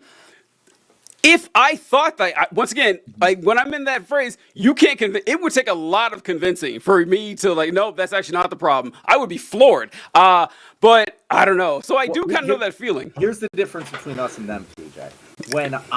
Because I do that all the fucking time. Right, it's great. I have pissed off quite a few people at work for doing that sort of thing. And the thing is, when I do that, I make goddamn sure. Well, I'm not going out on a limb and just saying, oh, well, everyone must agree with me. I'm not going to look at the evidence. I'm just going to, they must believe me. Like that's not what I do. I dot my I's and cross my fucking T's before making that kind of stuff. That is the difference. Although a lot of times it is just gut feeling. It's just like, okay, come on. You guys aren't stupid. You know what's going on here. But the difference also is that after 4 years, I still wouldn't be saying it. I'd be like, oh, okay, I guess I misread that. I guess that was my bad. I must have been correct by that. What did I say? Don't you mean the Haitians are running around Springfield eating the cats and dogs?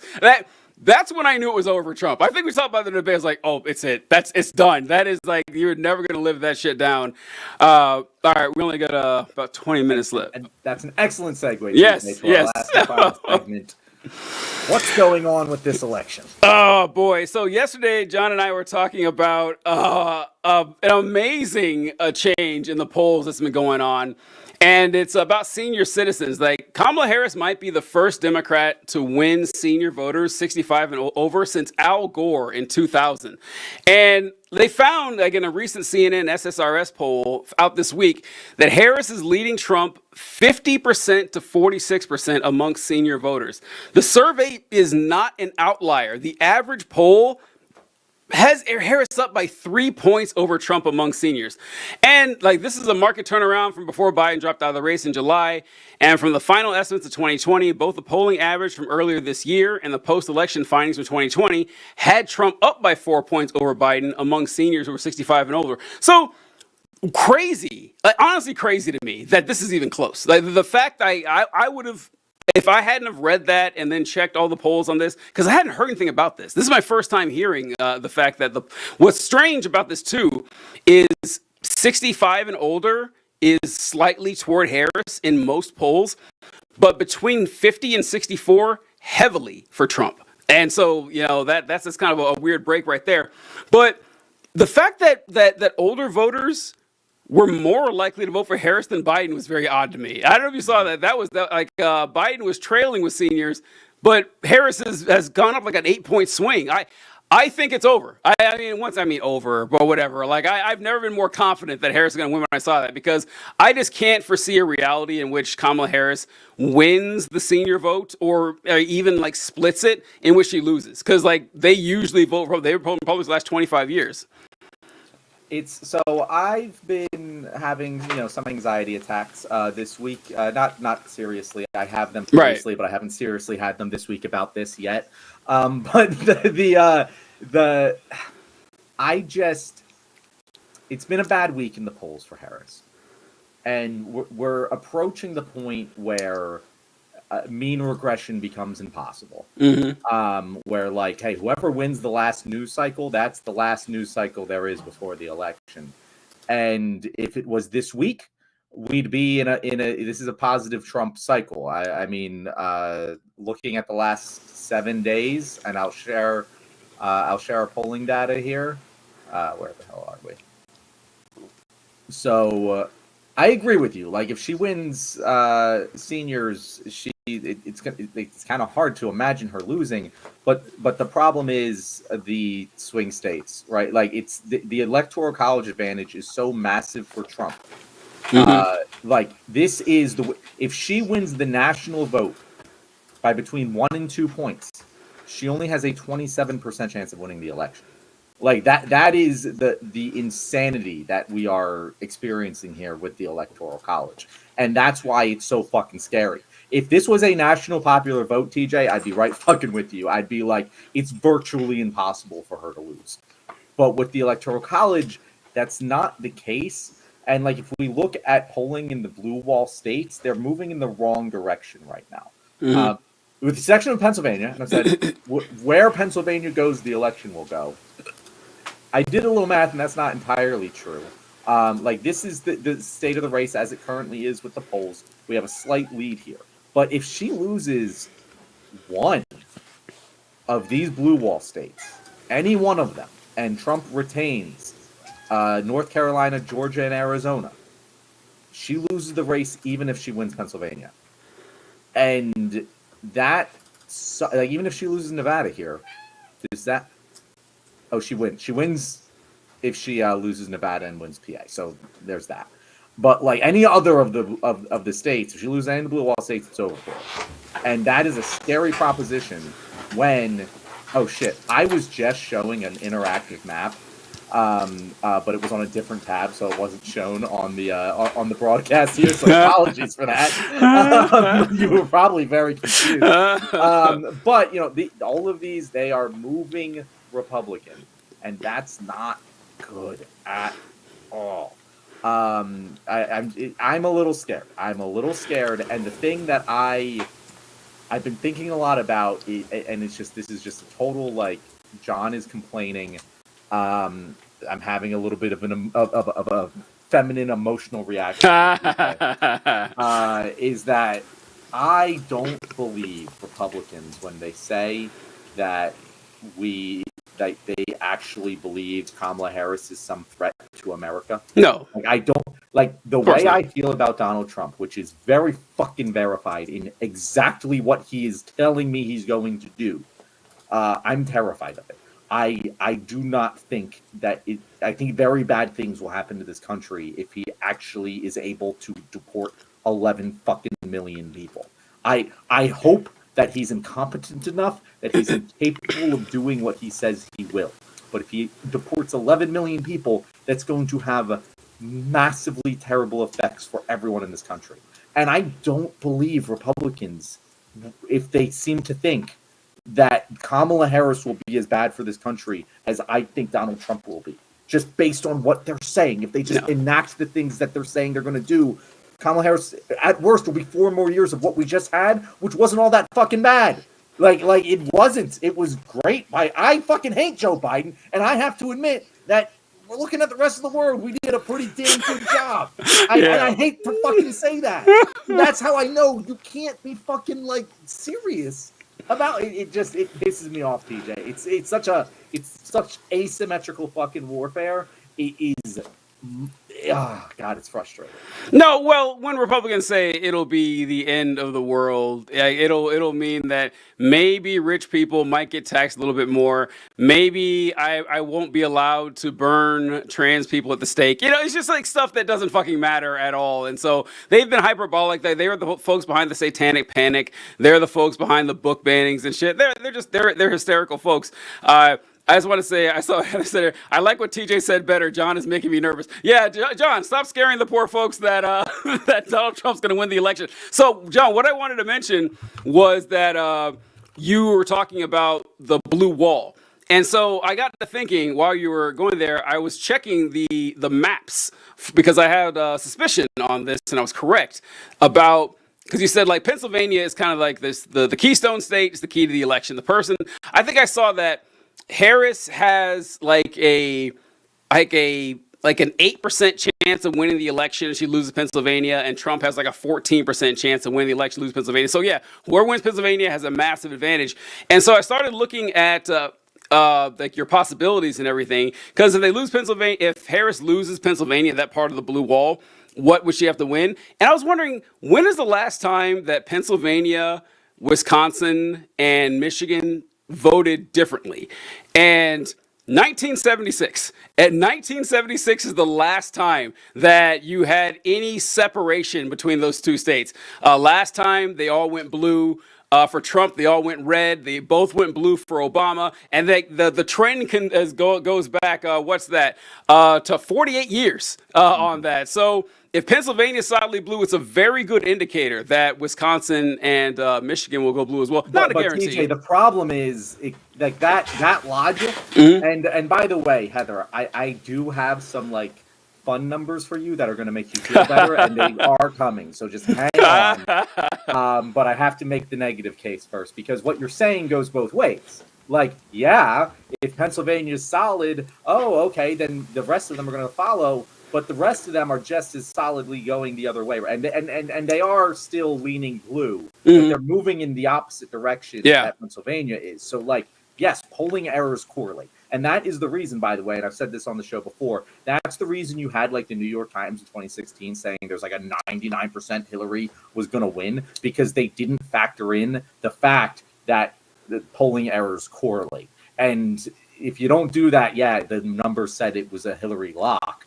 But, like, if you take into consideration that, like, if the polling errors all go in the same direction, which they usually do, in fact, there is a 40% chance that every swing state goes one way. Like that is like 40% of the time, every single swing state will go to either Kamala Harris or Donald Trump. So, like, that'll happen. But, like, you can make the argument going both ways there, TJ, that you just made. You can make the same argument that Pennsylvania's polls are wrong and it's actually going to swing red, because the others are going to as well. Like, true. It's scary. But to give the optimistic data, so there is a guy on Twitter named Christopher Bowsey. Have you ever heard of him? I don't think so. So he's very big into looking at early voting as an indicator of how the election is going to go. And in 2020, he was pretty like gosh darn fucking accurate with it. And in 2022, he was pretty gosh darn fucking accurate with it again. And he's been looking at the early voting trends in these swing states. So I want to just show this to people here, because this will give you, this will make you feel a little bit better. It made me feel a little bit better. So here, for example, is this is Florida, right? If we look, this is 2020, this is 2022, this is 2024. Democrats are outpacing their early voting as they were in 2020 and 2022. Republicans are lower than they were in 2020 and 2022. And this is a trend that we are seeing across the board in these swing states. In Pennsylvania, it's the same fucking thing. Which one is, I think this is Michigan.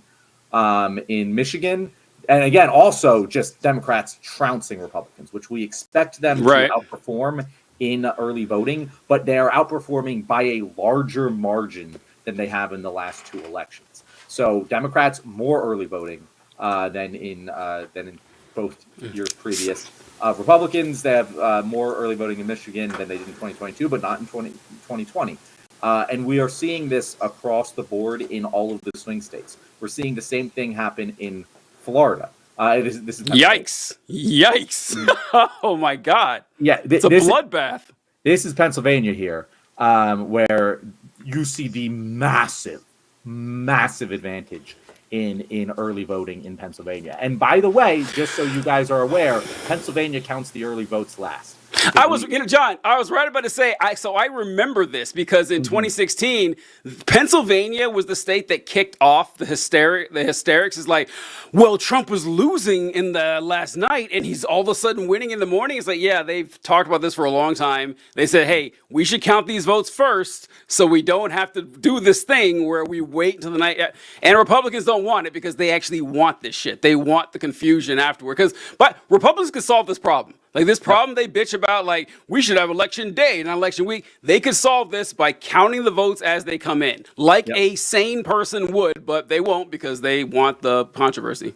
Exactly, it's intentional. It is the Republican 100%. State legislator of Pennsylvania that makes this happen. I know this. I live here, but look, this is maybe the single thing that is keeping me sane because. If you remember, in 2020, Trump was literally telling people, "It's funny, I know. Vote, do not do mail-in voting. Do not do these things." And this was his fucking number. He has half as many Republicans doing early voting in Pennsylvania as 2020, and Democrats have doubled their number.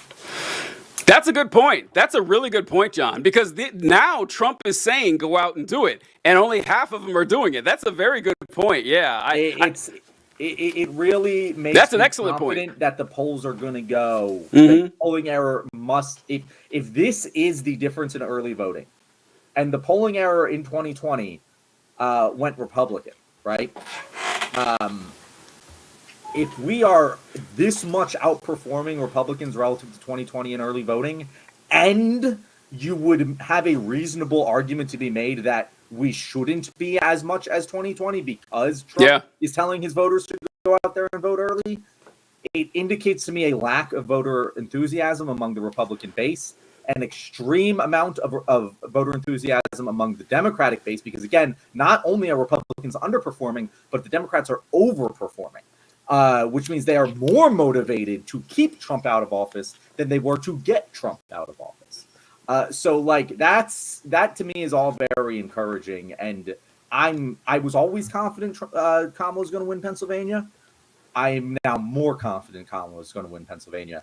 I'm just a little more iffy on the other blue wall states than I previously was. Fair enough. Yeah, it is. I don't know. Yeah, this is one of those things where, come on, we all know this is true, right? I'm kind of doing this right now, but the vibes are just off with the Trump campaign this year. They're just off. They're nowhere near as good as 2016. I would say it's worse than 2020. That, I hate to do the Trump thing of pointing to the crowd sizes, but you'll see he's speaking to half-empty arenas. The low early voting when Trump and Vance are telling people to go out and early vote is a good sign. It's just, I don't know, the Trump fatigue set in. He's running president. He's been running for president for 10 years now. And, it's his third time around. He sounds worse and worse every day. Like, he doesn't have the same spark. I think he thinks he's going to lose. He just doesn't have the energy that he has anymore. And I'm glad to see that it's being reflected. Those were good numbers for the early voting.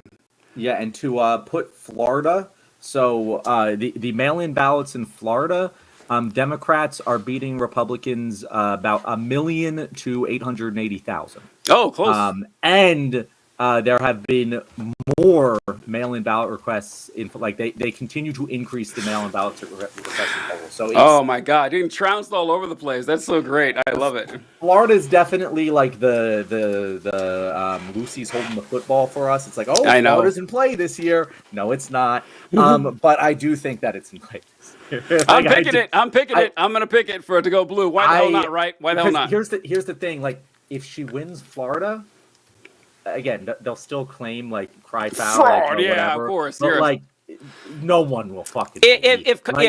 That Ron DeSantis cheated for Kamala Harris. Are you really going to? He's a rhino now. They turn on him just like that. There's no honor among thieves. But I do honestly. This is my lib coming out here, but to bring the country together is not just to squash this. If Harris wins 340 electoral votes, okay, we're done. There's no conversation to have here. Like the more solid the victory is, and the quicker. And if Florida goes blue, done. We can just call it a night. It's over. There's no coming back from that. It's wishful thinking, sure, but why not? You know, who's going to stop us? But TJ, what's really going to happen? What's really going to Oh, happen? I don't know. No. This is you know, like the fucking Batman quote, like, this isn't the hero that we need right now, this is the hero that we deserve. This isn't the outcome that we need right now, but it is the outcome we deserve. 270 to 270. Oh, you know, so wait, that's not right. It's two, because that's 540. That's not it's 538. So it'd be like, Oh, no, 269, yeah, 269. You're right. My bad. But you need 270 to win. That's you're right. Yeah, my bad. So for those of you wondering, that can't happen. Wild system, right? Like, this is a ridiculous system. First of all, the Electoral College, nothing's stopping us from making it an odd number. Nothing. Well, that's not true. I guess it's counted on based how many representatives we have. We have 100 senators and 435 representatives and 3 for DC. We could give DC 4, just like whatever. Just like, what's stopping us from doing this? Make it an odd number so this can't happen. But the founding, Get Puerto Rico 1. Get Puerto Rico. No, we can't have that, because that's like. But if there is a tie, the presidency goes to the House of Representatives, which is controlled by the Republicans, which means the Republicans will get the president. However, the vice presidency goes to the Senate, because this is a brilliant system, right? Like, this is like the Senate would give us what's it? Tim Walz. Tim Walz would be the vice president. So yeah, if the House of Representatives tied and it goes to that, honestly, that very small chance of happening thing is my favorite outcome. That's what I'm rooting for the most. The world's ending. We might as well have fun, right? We might as well just have a Trump Waltz president and vice president. Like, let's just roll with it. But what's that? If it's tied 269, so the election goes to Congress. Yep. And there's a real possibility Trump could be president. Oh, that's what we were just talking about. Holy shit. We were just talking about that. Yep. And then we reward Trump with free unlimited KFC. Yeah, sure. We get, yeah. He's let him have his fun. Oh my God. Look at that. 8:35 on the dot. This is where we used to do our bumper. How does our bumper work with no guest? I don't know. We're just going to wing it here, TJ. Like, we've won this entire episode. I actually think this has been a good episode. It has. I'm shocked. Folks, I did not have my A game tonight. You guys, I was dropping my thing, and I kept losing my plays. I think John kind of carried the show today, but it was pretty good. I had a good time. It went way better than I thought it would. I thought we'd be sputtering around like the 8 p.m. mark. Oh man, what are we going to talk about? But TJ, we've been doing this for like over a year now. Like, I know, right? It's old hat. You know, it's practice makes perfect. It's muscle memory. We got it. We got it. Let's close this out. All right, guys, you made it to the end of the video. Once again, go you. You are our favorite viewer, especially if you've liked and subscribed. It's just me and TJ here this week. We'll have a guest here again next week, and they will tell you where to find them. But this week, TJ, let's just close it out. Let's just do it. You know what? I really appreciate those of you, the conservatives who hate watch. Your comments are very funny to me. Very funny. Not insightful, not clever, not thoughtful, not informative anyway, but they do make me laugh. So keep up the great work, folks. We really appreciate it. All right. Man, good show. Good show. That was